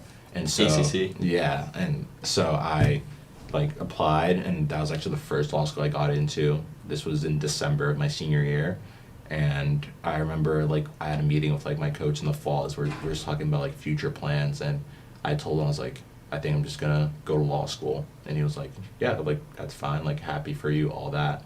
And so by December, like I was settled about going to Duke. And then I think probably like early on the next year, so this probably like February, March, I was like getting that itch again, especially now that like I was hurt. So did you have time in between your senior year, like graduating BU and enrolling in Duke? Or you didn't go to Duke, but enrolling in law school? Yeah, I think law school started like August, and then my senior year was done like May, so I had like just like the summer. Oh, wow. Okay, yeah. You went right into it. Yeah, so like that next year, so like February of my graduating that May, I think I was like, I think I want to like try and like still play. Mm-hmm. And so I talked to my coach about it. I was like, hey, like I know I said I was going to law school, but like I think like I actually want to play. He had known I'd gone into Duke, so I was like, do you think like we could make that happen? And so John Kerr, the Duke coach, has like Massachusetts roots, so he knew him. So he talked to him, like kind of like told him my story a little bit, and he was interested. And so I like got on the phone with him, and like it was actually like at this time we had one of our teammates got COVID, so we got sent to like isolation housing, and we're all like in our own rooms for 2 weeks. And so like I was on the phone with like John Kerr, and like he was like, oh, like I heard about you, like I've seen your video, like he's like, obviously like we have a good team, we have guys coming in, but I think you are someone that, you know, could bring value to the locker room. And he's like, there's no, I'll tell you right now, like, there's, you know, no promises about playing time or anything, but like, we'd like love to have you. And so I was like, say less. Like, I was like, I'm going to Duke. I was like, this is sick. And so like, I was like so happy. And that was like the next 2 months. I was like, this is like crazy. Like, Awesome. like I'm going to be playing for Duke in the ACC. Like who would have thought? But then right before the deadline, I was like, I should probably tell the law school that I'm gonna be playing. Like, I was like, before I send any money for my deposit, I should probably just like tell them that I'm gonna be playing soccer. And like, I remember at that time, I was like looking through like class schedules online. I was like, wait, I actually like, don't know if this is gonna work or not. And so I like talked to them, and they pretty much told me like, yeah, like there's no way like we can make this work. And so I was like, are you sure? Like, I was like, I had like done like some configuring. I was like, there's like one possible scenario I looked at, like, could we do that? And they said like the only accommodations they make for any class schedules your first year is for parents, like if they have like send kids to school early in the morning or something like that. So like I had gone on the phone with like the dean of the law school before I'd even decided I was going there, and he just like told me, he's like, yeah, like it wouldn't be possible. And so now, like, I think I had like 5 days to like decide what I was doing, and there were just so many thoughts like coursing through my head. I was like, do I go there and like kind of do what I did at BU and like force my way in and be like, they can't stop me, Yeah. and like just like maybe like I won't go to class every day or something like that. My other thought was like, do I do exactly what I did at BU, don't play my first fall, because at this point now with COVID, everyone had gotten a year back. So I had 2 years. So I was like, do I go there, not play the first year, join the team in the spring, and then play that second year? And then what ended up happening as well was like, I was like, do I stay at BU? And I was like, with that time at law school, a lot of law schools were getting over enrolled. So like they were like encouraging people to like defer. So I was like, do I defer a year, stay at BU, play, like do a grad program at BU, stay there, and then go? So like just all these different thoughts were like coursing through my head. But I think just even going all the way back to, you know, that little 5-year-old, 6-year-old George, like education was always like at the center. And I was like, I have made this like decision that like for my life and career, going to law school right away is like the most beneficial. So kind of like what I did like with just signing for college, where I was like, put soccer to the side, what would you do? I was like, okay, put soccer to the side, where would you go for law school? And I'd gone into Berkley, but like I didn't really pay it any mind because I was so focused on Duke. And so I was like I've never been to California in my life. I was like, I knew it was like a great school, but like I knew nothing about it. And I just thought to myself, like, in this new chapter, like, why not get a fresh start, go somewhere new, try something different? So I spent probably like 3 days talking to everyone I could about the school. Found out I was like in the Bay Area. I didn't know that. I thought I was like in LA. Like I had no clue where it was. So just like did all my research about the school, and I was like, let's do it. Why not? And I was like, probably I would run into the same issues schedule wise with soccer. So I don't think I like contacted the coach or anything. I think like my like head coach, I don't remember if like he said he would or like he didn't get in contact with him, but like I didn't really like push the effort at all like the way I had like with BU or Duke, where I was like following up. I was just like, you know what, like what will happen will happen. And I think at that point I had retired, but I also was like, I think still in the back of my head I was like, I don't think I'm done yet. So like I went to Berkeley that fall, and I think that was probably, I always tell people, my first year of law school was the best year of my life. And I think there are just so many different factors to it. One, like we were coming off COVID, so like just like being locked down for a while, had that freedom. Two, like I was in a new place completely, like I was in California, like I'd never been there before, like no one knew who I was, like just meeting new people was great. And then I think the third thing as well was like, it was my first time since my freshman year where I wasn't a student athlete. And like being a student athlete is like so restricting, and like you don't even realize it. I was like, I can wake up when I want. No one's forcing me to be at the gym at 7 a.m. Like I can work out when I want. Like if my friends are doing something on the weekend, I don't have to say, oh, sorry guys, like I have to be up early next morning. Yeah. I don't have to worry about like letting other people down in any sort of capacity. I was like, wait, this is like kind of awesome. And so like I just had the time of my life. And then soccer wise, while I was there, I like joined this men's league team in San Francisco, and we played like U.S. Open Cup qualifying, which was like, really? yeah. Was this an amateur team? Yeah, it was like USL too? it was or? an amateur team. Okay.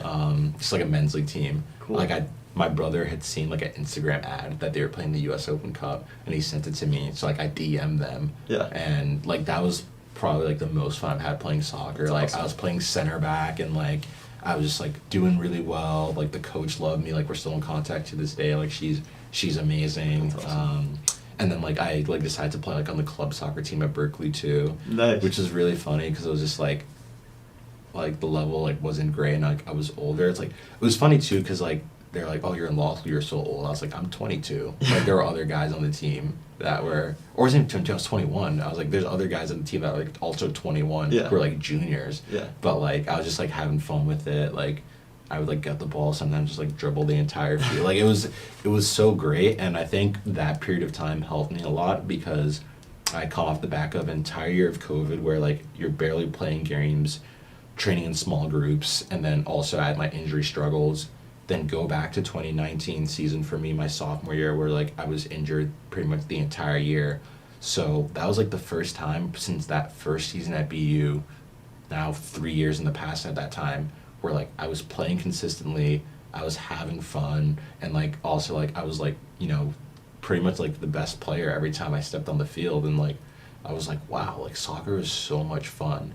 And I think I never lost love for the game, but I think I was just like reminded how good it can be. Mm-hmm. And that was just like a really special time for me. And so like by the time the spring hit, I was like, I realized my class schedule, if I like wanted to align it, could open up my not only mornings so I could go to any potential training sessions, but I knew like the way the Pac-12 schedule worked, and games were on like Thursdays and Sundays. So I was like, I can make sure I never have class on Thursday, so like I never have to like miss a game. And this is all before even talking to the coaching staff at all. And Cal had just gotten a new coaching staff that spring, and so I was like, new coaching staff, they're gonna want like anyone they can get, right? Mm-hmm. So then I was like, let's do it. Like let's try and get on the team. And so I like started contacting them. I had like a friend that used to be on the team, who was like now playing on the club team, and then there's like another kid I got close to who was on the team, so like I got the coach's number from him. How did you meet them? Because I feel like were you a little bit separated being in law school from like the undergrads, even though you were similar age? Yeah, I think it just worked out well that one of my good friends, who was my teammate at BU, his best friend from high school was on the team at Berkley, but had just like left the team and was now playing club soccer. So like that's how I got in contact with like club soccer. And then through him, I think I met one of the guys on the team, and that was like the one guy on the team I knew, and like wasn't like close, but was like friendly enough to like I had this kid's number. Yeah. And so like I was like, hey, like I think I want to join the team. Can you get me the coach's number? And so like he gave me the coach's number. That's awesome. And so that's how like that started.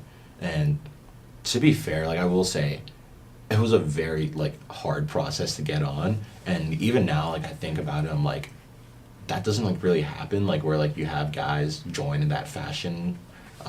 And so I think it was probably even, I would say, harder than BU, because BU, I think I had like, at least I was told I was going to have the opportunity to come in. Mm-hmm. And then like I would say like when I reached back out that spring about like, hey, like can I still come in, it was like, yeah, like come in.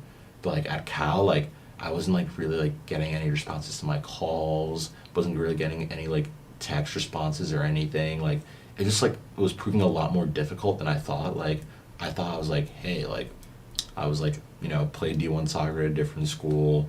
I think I have like a pretty good like leadership background. Like isn't that a guy that you'll happily throw onto a roster and see what happens? But it wasn't proving to be like that.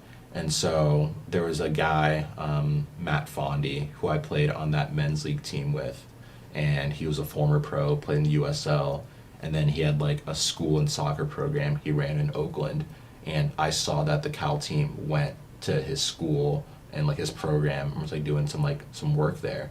So I was like, okay, that means he knows the coach. So then I hit him up, and I was like, could you like tell the coach that like I'm a good player and a good guy? So I was like, can you like reach out to him?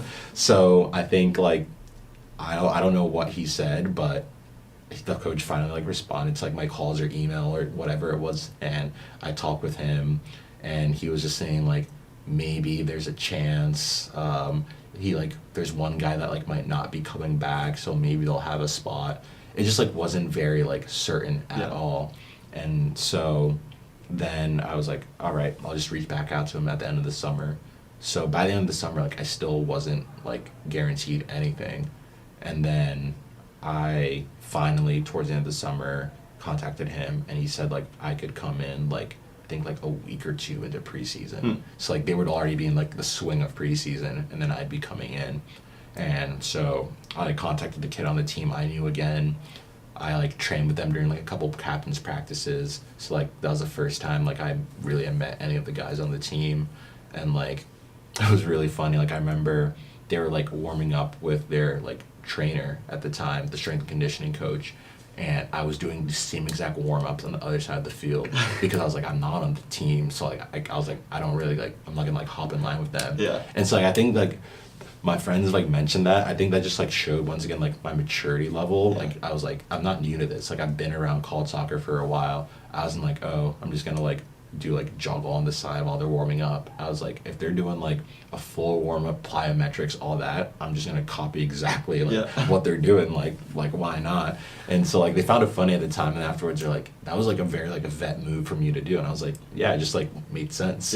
And so like I did a couple like captain's practice with them, and I think like it took some time, like maybe like a day or two, to just get used to like the fast pace again. Like I forgot like what playing with, like nice like firm like balls were like soccer balls, and so like it was just like a cool experience for that. And then got in, and I think like after one session with them during preseason, I was like, oh yeah, like I'm here, like this is fine. I think it was like a quicker assimilation than at BU, because like once again like I was like, I've been through this. Obviously Patriot League isn't the Pac-12 at all, but like I was like, I'm older, I'm mature.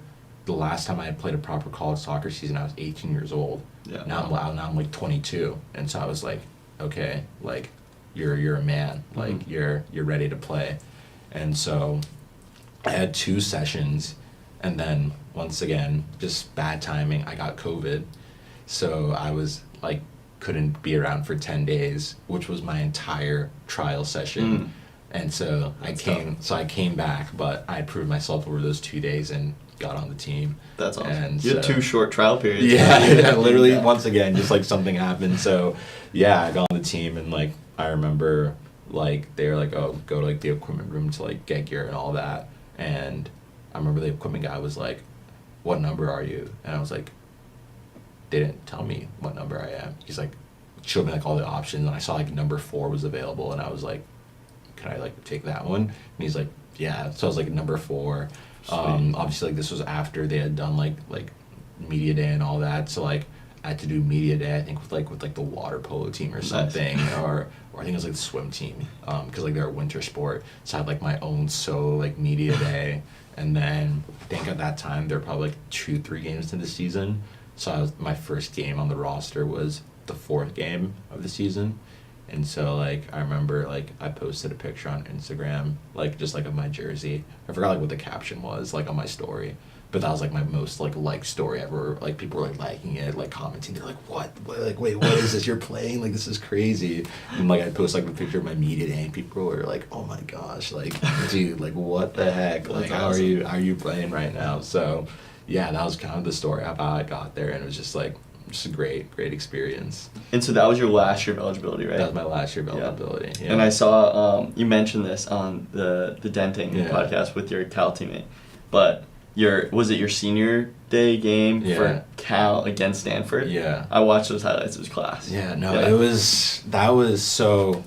Obviously, like I came in late, so kind of like when I came in at BU, I was like, not expecting much. Like this coach just had the entire spring with the guys, had an entire preseason. They've played 3 games, and I'm just showing up now. I was like, and then I think as well, like I was a defender, so like it's hard to like sub in a defender for 10 minutes just be like, see what this guy has. So I was like, you know what, like it's fine. Like, you know, there were good players as well. Like 2 defenders that were playing at the time, Kevin Carmichael got drafted by Nashville, playing for their second team now.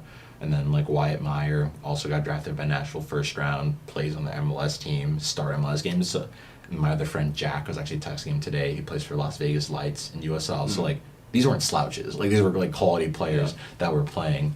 But I still do remember thinking to myself, like, I can be contributing to this team right now. Like I could be playing.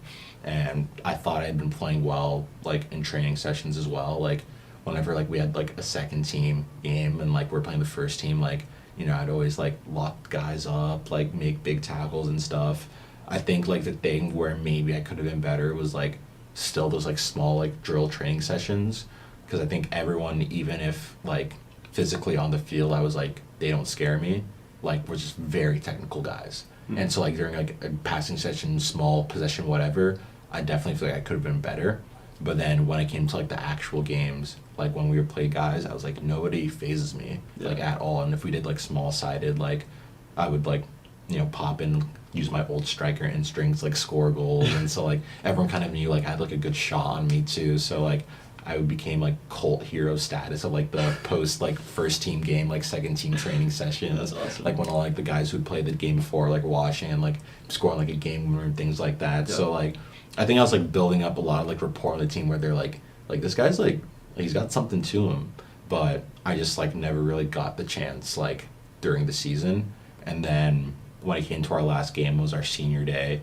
At this point, Pac-12 doesn't have a tournament, so it's just like the first team wins the league, and then you can get an at-large bid, but we weren't going to get an at-large bid for the NCAA tournament. So I think we had 12 seniors at the time, including myself.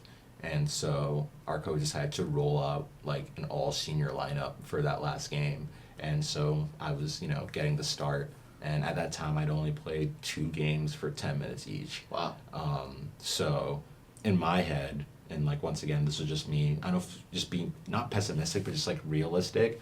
And like I was like, I've seen this before with other guys. I'm gonna play 5 minutes and I'm gonna get subbed off, or I'm gonna play 10 minutes and get subbed off. So I was like, honestly, I will say I was so nervous before the game, not because I felt like I was good enough, but I just was like, I don't want to say like I was preparing to be embarrassed, but like I was just like, there's like Stanford Cal's a big game, so there's gonna be like thousands of people like in the stands, and I was like, yes, I'm excited to be playing, I'm excited to be starting, but like I'm just gonna get subbed off after like 10 minutes, and so like I was like preparing myself for that, and so like I had 2 of my good friends, Daron, the one who I joined the team with at BU, he came out and visited me. My other friend Max, who was a freshman with me at that same time at BU on the team, he came out for that game, and then my brother came as well. So like it was them, and then my roommate at Berkley were like my family that walked with me on senior day. So it was good to just have all of them. But I remember even like the night before, like I was just like, I don't want to say like stressed, but like I just like wasn't like loose. Like I was just like, and I don't think it was because I was nervous to play the game. I just like kind of was like, I don't even want to start if it means I'm just gonna get subbed off. Yeah. And so the game started, and like I think like I was doing pretty well, and then they scored just an absolute like banger of a goal, like off, I think it was like a long throw in, got headed out, and the kid hits like a left-footed volley, weak foot, top corner. And obviously I'm like, there's nothing, I obviously had nothing to do about that. And then Kevin Carmichael, he was like started every game at center back. I see him getting ready to come on, and in my head I was like, oh, here it is, 10 minutes in, getting subbed out. And I was like, this is what I was like dreading. And so as soon as he's like, the ref like blows the whistle, I like almost start getting ready to jog off to the side, and then they don't take me off. And I was like, wait, like I'm still on the field, like this is crazy.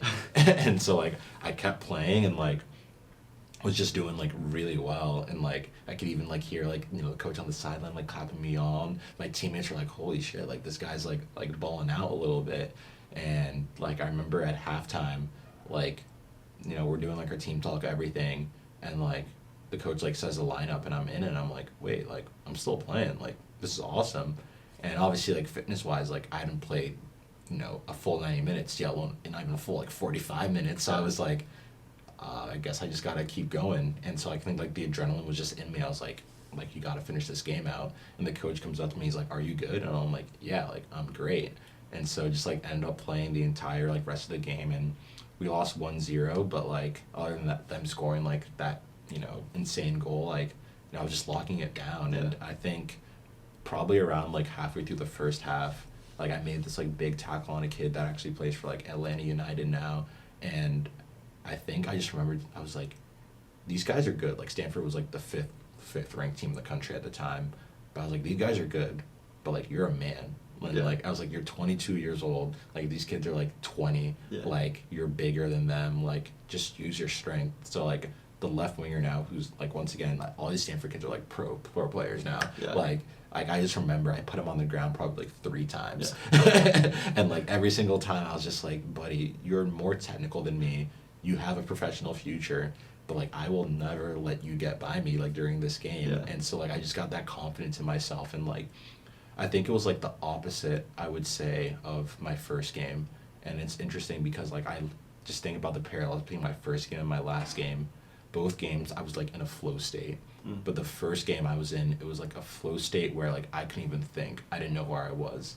But then my last game was a flow state of, like, I'm here, I have experience, and I'm confident. Mm. And I know exactly what I'm doing at every single moment, and I'm doing it intentionally. Yeah. So, like, I've always, like, thought about since that day that, like, 2 of my best games were my first and my last. And those 2 very similar states, but 2 very different, like, mentalities and, like, how I felt in the moment. So, yeah, just had a great game, and even, like, had a shot, like, right at the end. It was, like, the last kick of the game. It, like, popped out to me, and, like, I saw, like, my name in the headlines, and, like, I hit the volley and it went wide. Like, everyone was like, oh my god, like, if you scored that. And awesome. yeah, it was just, like, a fantastic game. And, like, afterwards, like, everybody was like, oh my gosh, like, you're the man, you're awesome, like, man of the match. And it was funny because I think, like, half the people were like, dude, like, that was, like, what a game. Like, but then there's the other half of people that were like, I think mostly it was the people who I had been playing, like, in those, like, second team training sessions afterwards. They were like, he's been doing this the entire season. Like, like, we're not surprised. And after that, like, we had, like, a team thing afterwards, and, like, the coach, like, came up to me and was telling me, he's like, George, like, where did that come from? That was so unexpected. Like, we could have used this entire season. And I was like, yeah, like, I was like, I think I could have been used the entire season. Like, he was like, even, like, some of, like, the parents who, like, they, like, knew I'd gone on the roster, but, like, they didn't really know me at all. Like, they were coming up to me, they're going up to the coach being like, what have you been doing? Like, this guy's been here the entire time. Yeah. And so at that point, I, was, like, ready to be done. But then also kind of similarly to previous times, I was like, am I done? Yeah. And so there was, like, an appeal process I could do to get a 7th year for my last year of law school and play, because I didn't use the extra year my first year. So I'd have to show that, like, I was, like, injured during that time, or there's, like, a circumstance that made it so I couldn't play that fall. And so, like, now the coach was trying to ask me, they're like, oh, like, what's that appeal process looking like? Yeah. And I was like, okay, like, I guess I'll continue to follow through with this. And then, so that was December, January. And then, so, like, that whole appeal process was going through. And then, this is like the sad part of it all. So that December, when I came back home for winter break, I found out my mom actually had breast cancer. And so that was just, like, a big, like, shock to me as well. And she was having, like, surgery in January, and the day of the surgery, I think classes had started, but I, like, told my professors, like, I'm not going to be there the first week. I see an email, and it talks about this, like, Berkley Harvard exchange program, and it says, like, apply to it, like, we'll send 5 students to Harvard for the last year, 5 Harvard students come here. And I just remember thinking, like wait, like, this is, like, some, like, divine intervention, because obviously, like, in my heart I was like, she's gonna be going through this, and I'm gonna be, like, all the way across the country. And so I was like, I feel like I have to apply for this. But then also in my, like, heart as well, I was like, I, like, kind of want to get this extra year and, like, play a full season. And, like, the coaches are telling me, like, oh, like, you'll be a starter, this or that, like now we know. And so it was a very like interesting just like pull of like head and heart, because like my head was like, and my heart, I was like, I like want to go back to be closer to home, like be with her throughout this time. But then also I was like, this might finally be like my breakout college soccer season 7 years after like I start college. And so I had these two things going on that entire spring: the application for the extra year and then the application for this program. And once again, just like the way things work, I get a message in the morning from like compliance saying that like my year was denied, and then like 30 minutes later I get a email from like the committee saying my acceptance to like the program was accepted. So I was like, I guess that's my decision made. Yeah. And so like I was still training the team at the time in the spring, and then kind of like halfway through I was like told the coach, I was like, hey, like my appeal got denied, I actually got into this program. They had known about my mom as well, so like they were happy for me. And you know, I played my last training session, you know, gave a speech to my teammates, like I was like, you guys are awesome, thank you for like letting me like live out another stage of my dreams. And yeah, so my college soccer career, I'd say the official ending was that game against Stanford, which is great, but then there's also like a very like unceremonious random last training session in the middle of March. And then yeah, I just finished out my time at Berkley and then came back here for my last year. Wow. Yeah. Well, thank you for sharing that. I appreciate it. But I mean, yeah, from the BU walk on, really you walked on twice. Yeah, so I think I'm one of the few 2-time walk-ons, because like usually when you walk on the first time, you don't have to walk on again. So like, and I think that just shows, especially the person I am, just like, I think a lot of people like take themselves too seriously sometimes. Like I wasn't offended that I had to do, after an entire college soccer career, year I am at BU, like yes, not like necessarily excelling on the field, but like winning awards like off of it. And someone's telling me like at 21 years old, after multiple years of college soccer, you have to prove yourself again. Yeah. Like I'm in law school at the time. I've done an entire year of law school. Like I was like going to be a summer associate like at a big law firm. Like I didn't think of myself as like too important or too above it. I was just like, once again, I was like, just put me on the field. Like that's all that matters. Yeah. Like, and I think that's just like advice like I'd have to everyone. Just like never take yourself too seriously. Like lead everything you do with like humility, but then also like just like believe in yourself and your abilities. And so like I didn't take offense to it in the slightest. I was just like, that's fair. It shows like they have high standards. And like it is really crazy. Like even as I think now, like I've never heard of somebody like randomly joining a team halfway through preseason. Yeah. Like that doesn't really happen. And so I was just grateful for the opportunity and the chance. And like once again, like I was like, I'm just gonna take it as soon as if I get that opportunity. Yeah, that's amazing. I mean, yeah, it's really awesome. I'm curious what it was like balancing law school and playing. That must have been insane. Because I know law school is, I mean, especially at a school like Berkeley, and then, I mean, I know you weren't playing at Harvard, but at Harvard, it's so demanding. Yeah, I think it was, honestly, that first year would have been very hard, admittedly. But I think your second year, it helps. Like one, like my job was already secure, so like I had my summer job set at the firm I currently work at now, so like I knew I had that. And then class wise, like I said, I only had class Monday through Wednesday, and then all my classes started in the afternoon. So that entire season, like I didn't miss a single class and I didn't miss a single practice. Wow. Like there was never any conflict at all, so it just like kind of all worked out in that perspective. And I think for me, something I said like when I first started law school was like, this is like, you're telling me all I have to worry about is like school. Like I can do reading, like I can do homework, like I have no other like commitments other than that.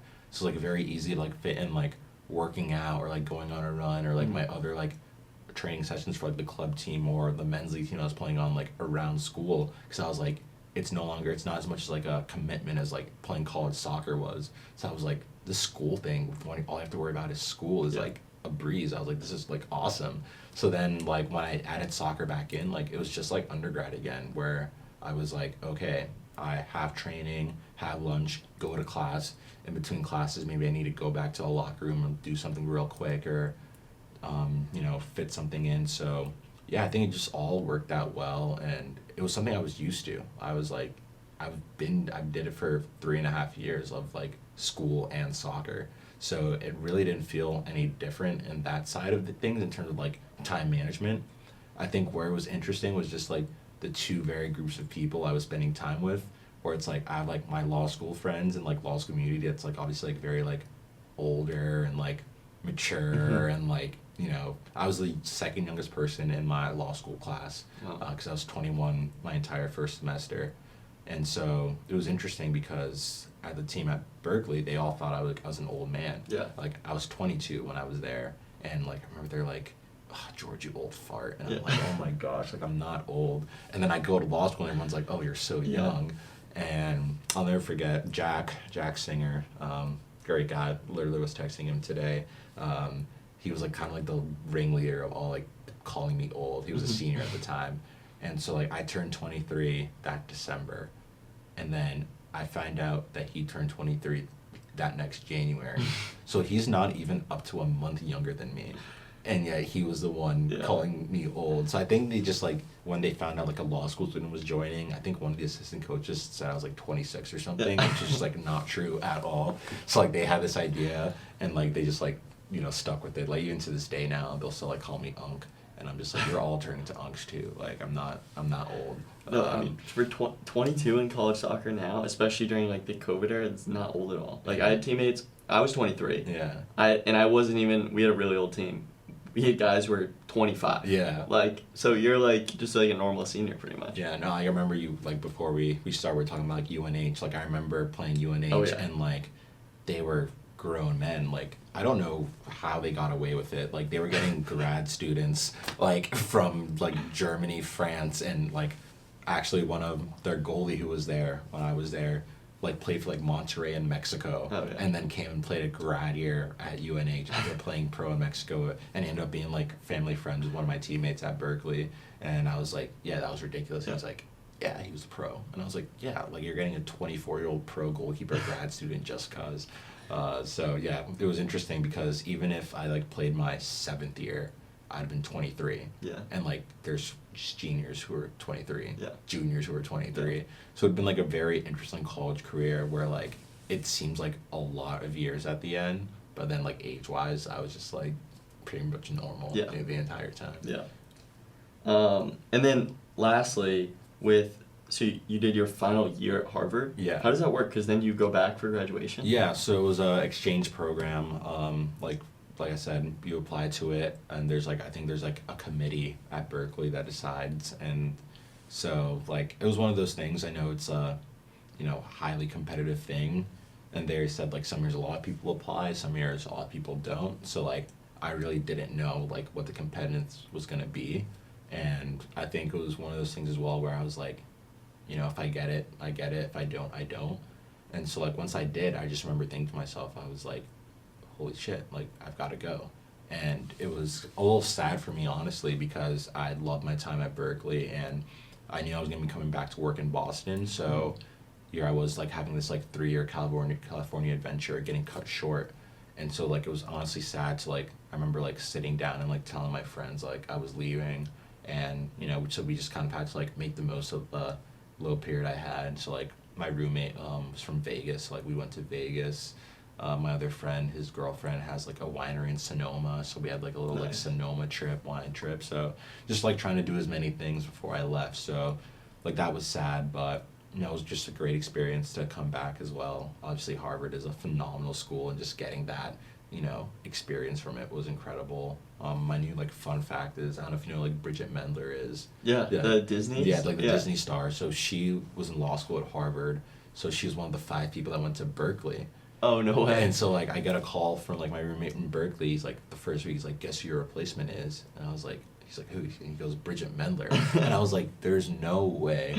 And luckily, Nico Harrison and made a worse trade, like with Luka and the Lakers. But like, before then, I was like, that is the worst trade deal in history. Like, me for Bridget Mendler. I was like, Harvard, you guys got fleeced. I'm sorry. Like, I am worth like a 1,000th of her. So I was like, Berkeley got the deal of a lifetime, getting her for a year. So yeah, it was just a good time, good experience, and just, you know, was nice to like have that time at Harvard. And it was a place that I'd obviously like seen a lot, like being in Boston. I would always go to Felipe's when I was at BU. Oh, yeah. I love Felipe's. So I think I got sick of Felipe's in a month because we had like every event there. And so it's nice that now that I'm like It's a working. cool spot. Yeah, like now that I'm working now, I went to Felipe's for the first time like 2 weeks ago.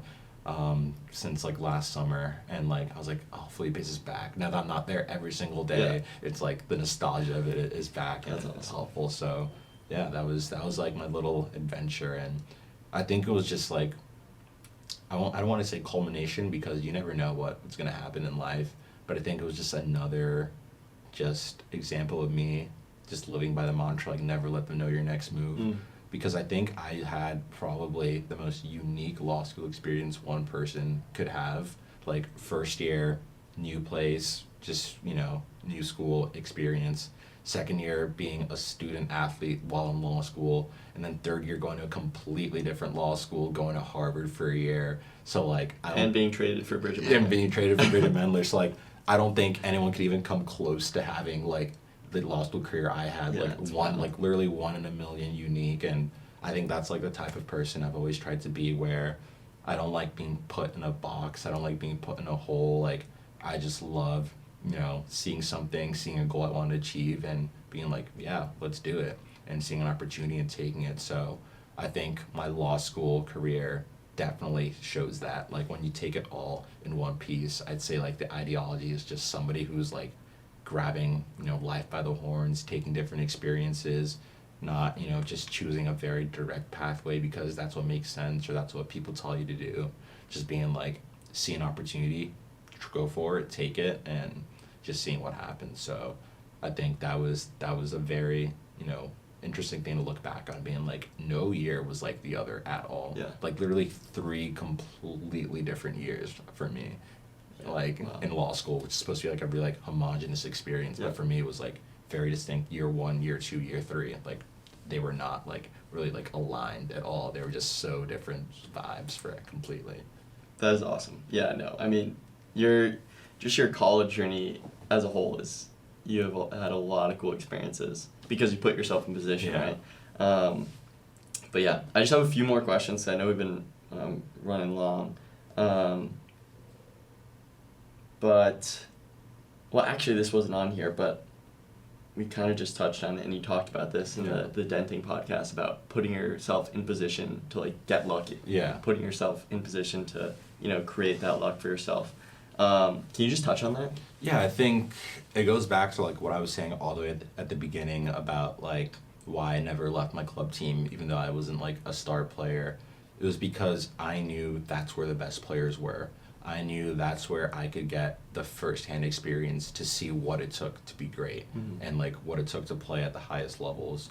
So if I went and played high school soccer and I was scoring 30 goals a season against guys who could not care less about the sport, that wasn't going to fulfill me the way training every day with guys that had the same aspirations as me would, or going to a showcase and seeing, you know, like I played against like Tim Weah. Yeah. I remember when like seeing a guy like that being like, this is a dude whose dad won the Ballon d'Or, who like has like everything, you know, in terms of success to be the best, to be like a star player.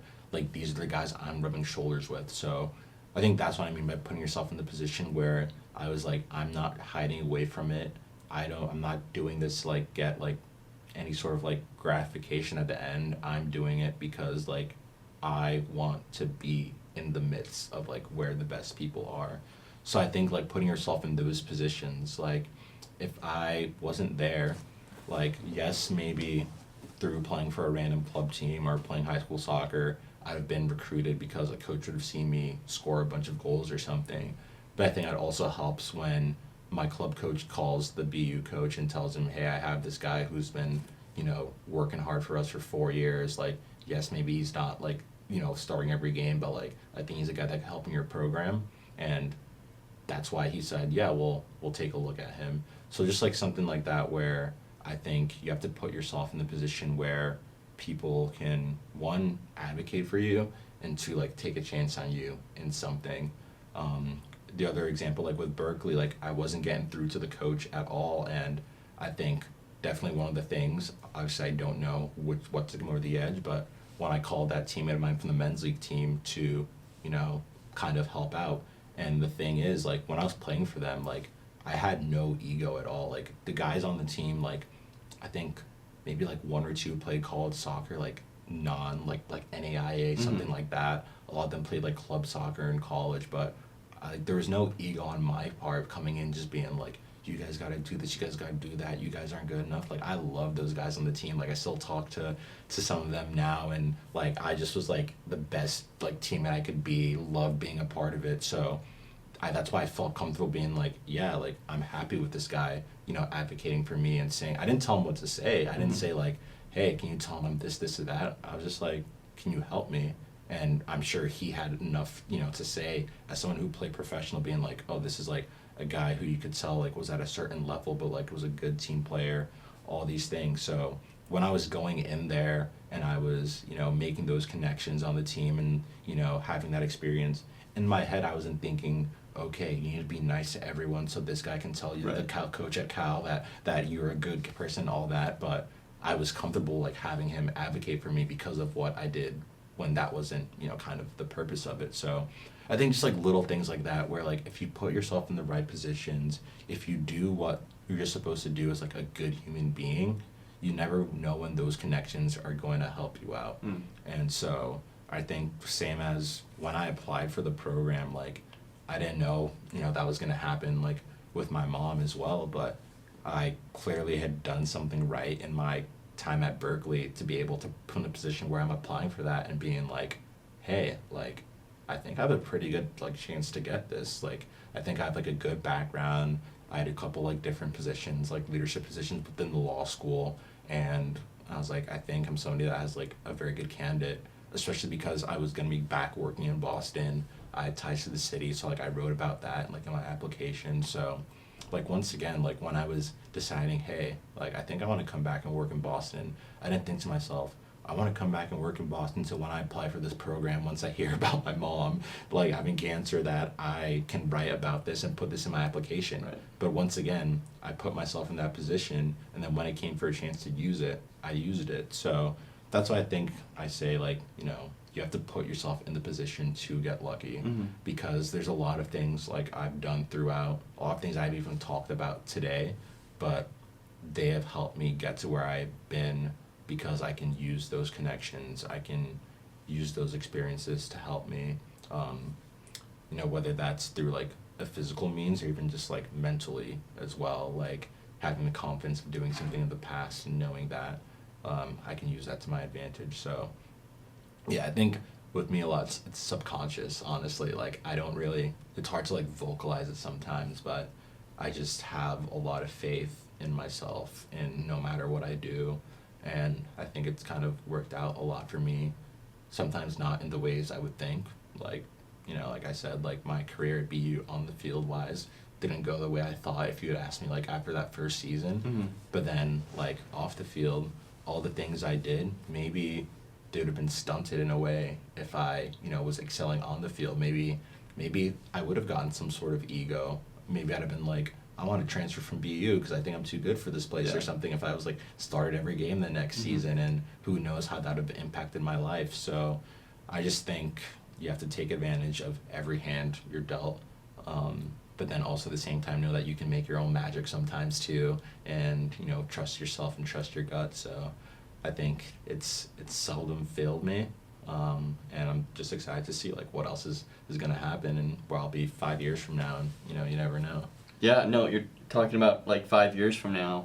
We don't have to go that far out, but how do you think, so like from what you've learned from your walk-on journeys, you've had two, what have you been able to apply to life post-soccer? And has there been anywhere where it like hasn't really, like it doesn't really apply, like you try it and it doesn't work? I would say just like the way it applies in life is just like have faith in yourself and have trust in yourself. And I think the thing I would say is like nobody knows you better than you. And I think back to like when I decided to go to BU, I was like very methodical when I said I could play there. Like, I mentioned the kid I played against. There was another kid who was a freshman at the time who had like come and train for my club team, was on a BU team. So like I knew the level of the guys that were there, or at least some of them, and I was like, I'm at that level. I can play, and like talk about like Duke and Wake Forest earlier. Like I was like I'm not good enough to play at those schools. Like I knew myself. I knew like my level. So I think knowing where you can be, like no one knows you better than you.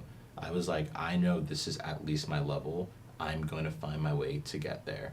And then same like when I think about Berkeley, like I was like, I have a lot of college soccer experience now. Like, yes, I've been injured for a while, but like there's something I can bring to this team. Like I'm mature, like I'm level headed. Like I think it can be correlate to on the field, but even just off the field, like I told the coach, like I think I'd be a really good guy just like to have around. And like I think that's something he said to me, like once I was leaving as well, that like he thinks I was a really important person to have in the locker room for a lot of the younger guys. So I think that's just something you can take to any job you have. Like, in the real world, like there's a lot of no's you're gonna get in the real world.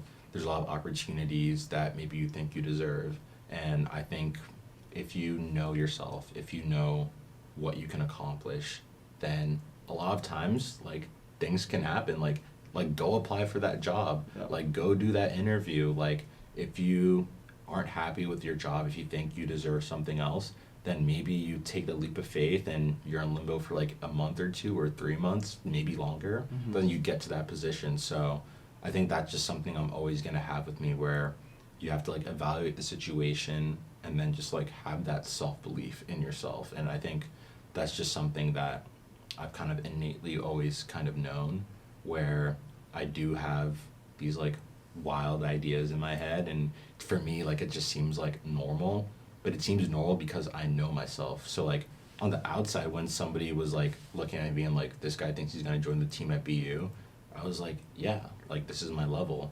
Or like Berkeley, like I think back like my freshman year, I probably wouldn't have been able to join the team. Like I don't think I was at 17 years old when I started college. Like I probably wasn't good enough to join like the Cal men's soccer team, but at 21 years old coming in, I was like, I think I am good enough. And so I bet on the outside, if you ask like some people that were like, you've played 5 games of Patriot League soccer in the past 2 years, you think you can play for a Pac-12 school playing against the best teams in the country?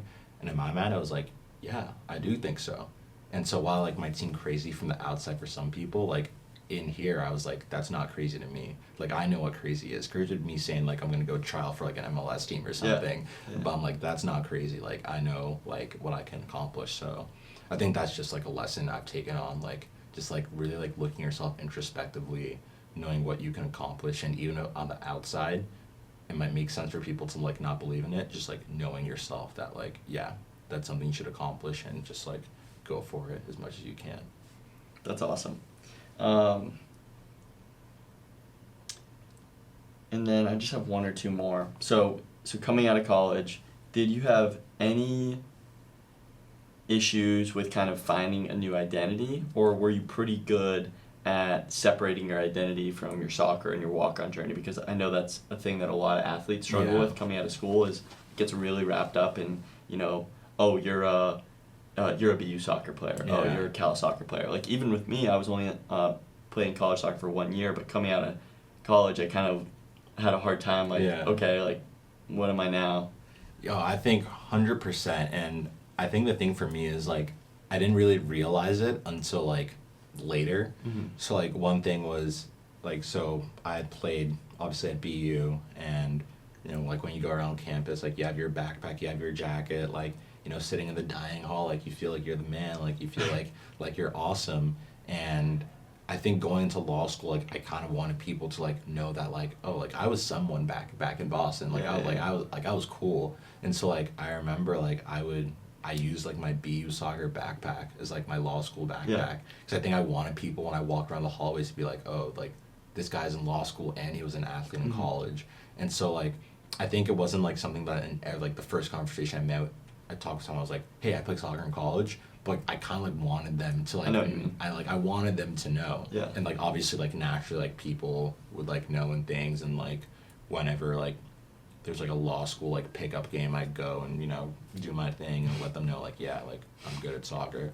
And so like I think that was definitely an identity of mine, and it probably wasn't until I joined the team at Berkeley that like I was like realized, wait, why was I doing that? Yeah. Like no one cares. Like we're all in this like same place right now. Like you don't need to, focus on the past. Like you need to, focus on like your future, get like an identity outside of this past self of yours. And then obviously that was different because then my new identity became like I actually am a current college soccer player once again. So then once I was like fully done like with college soccer and I was like there's no going back, I think that's when I like started to really like, come to terms with it, be like that's over, this is a new chapter. Like I remember this was like July 2023. I got a black Lululemon backpack, and so that was my first time buying a backpack in like 6 years, because like I'd always just like worn like my BU soccer backpack. So like that was like a very special moment for me, because like I still had like my Cal backpack, but like I was like, no, you're not wearing that to campus. No one here needs to be like, oh, this guy played. And I was like, no, it's done, it's over. If there's a situation that comes up, it comes up. But like you don't need to make this part of your identity anymore. Like your college soccer days are done. It'll always be a part of you, but like that doesn't even be like the first word of your mouth in a conversation. If you meet and it's someone for like the entire semester and they never found out you play college soccer, like that is fine. Like develop something else. Yeah. So I think it took me being completely done with the sport, knowing that there was like no return to that to be done. Because even when there was still like the questions, like when I first started at Berkley, like, oh, I have one more year, am I gonna play, is it gonna figure out? Like I didn't let that like identity leave me. Like I needed to be like fully done to like being able to like put it to the past. And obviously like it'll still come up now, like in my office at work I have like my BU like senior day poster and like my like plaque I got from Cal, so like people will like walk by and like sometimes the conversation starter. But I think it's just like I've gotten to a good place with it where like I'm no longer like holding on to the past, trying to relive the glory days like all the time anymore. No, that's a really tricky one. So that I thank you for being so honest about that stuff, because even the backpack thing, people listening might be like, oh, like, but it is kind of like an identity thing. Like I remember I got this backpack because I was like, I gotta stop wearing this. Like new chapter. That's interesting. Last thing. This is kind of a tricky question, looking into the future a little bit. What do you think is your next walk-on moment in your life? Like, is there something that you're chasing, or are you, obviously, what's the name of your firm again? Ropes and Gray. Ropes and Gray? Yeah. And you're an associate there? Yeah. Is it in law? Is it something else? Or is it, still in a figuring out transition period? Yeah, I think the thing I've always said is, I never know what the future is going to hold. And, when it comes to like a big law firm, your path is kind of like made for you if you stay. Like you stay on, you become a mid-level associate, senior associate, and then, you got on the partner track, maybe become a partner and you stay at the firm long term. So I think, you never know what's going to happen. Like I could stay forever. Like I think there is a pathway where I stay forever.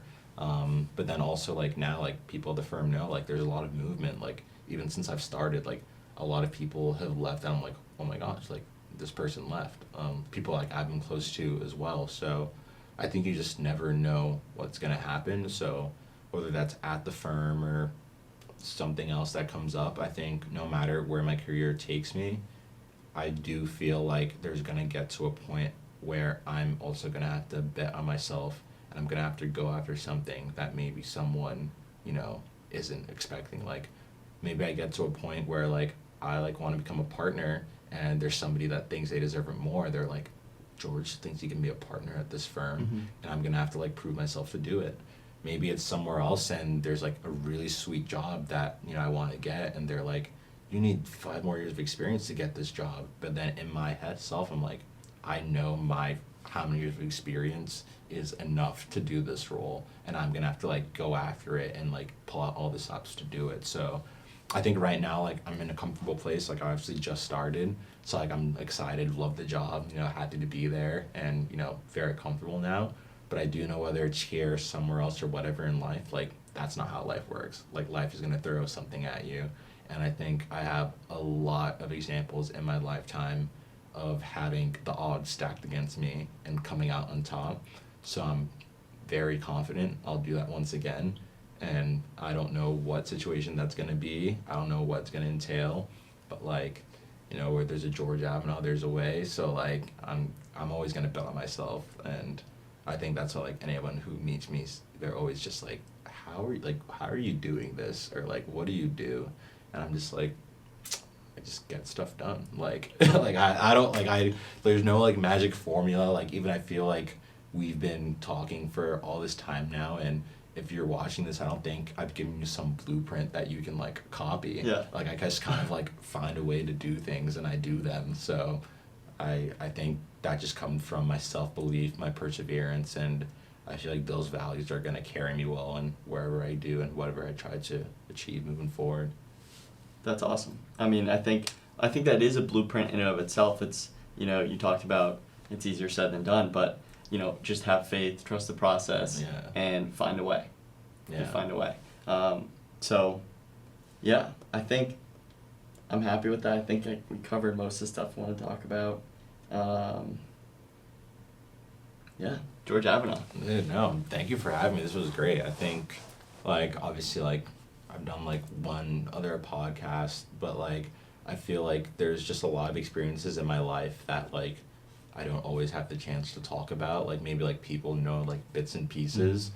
But I think when you see, like, my resume on a vacuum, it does look very, like, confusing. Yeah. Like, you see, like, BU soccer, then you see Cal, then you see Cal soccer, but then Berkeley law, but then Harvard law, and you're just like, how do you fit this all in? Yeah. So I think sometimes it's, like, nice to, like, flesh it out even for myself and, like, just think about, like, my, like, mental state throughout different things, and, like, even, like, right, you know, from, like, my high school experience, just, like, you know, that time in my life and, like, where I was, and even thinking back to, like, you know, my trial at BU, like, I hadn't thought about, like, that coach in the first training session and missing the pass in a long time, or, like, the goal I scored. So just, like, going back through it all, like, there really has been so many different experiences in my life, but I think, like we said, just that same perseverance and faith, like, I've kept on. It's just always been there. So it's guided me well so far, and I'm just excited to see, you know, what else is next. Yeah, well, I'm excited to see it. Your journey's been amazing so far, and I'm sure there's going to be lots more to come. So no, thank you for having me. Yeah, yes, sir. Yeah, thanks. That was awesome. Yeah, that was sweet, dude. I really appreciate you coming on. Dude, of course. Like I said, like, I love, like, when people, like, have a passion for something or trying to grow it. Like, it's awesome. Like, I'm excited to see with you as well, like, you know, where it takes you. I appreciate it. Yeah, no, I'm always happy. I think you're my first real walk-on. I talked to my old associate head coach, and he was kind of a walk-on, but more of, like, a preferred walk-on. Yeah. So, yeah. No, I'm really excited. I think that was awesome. I know. Yeah, well, speaking of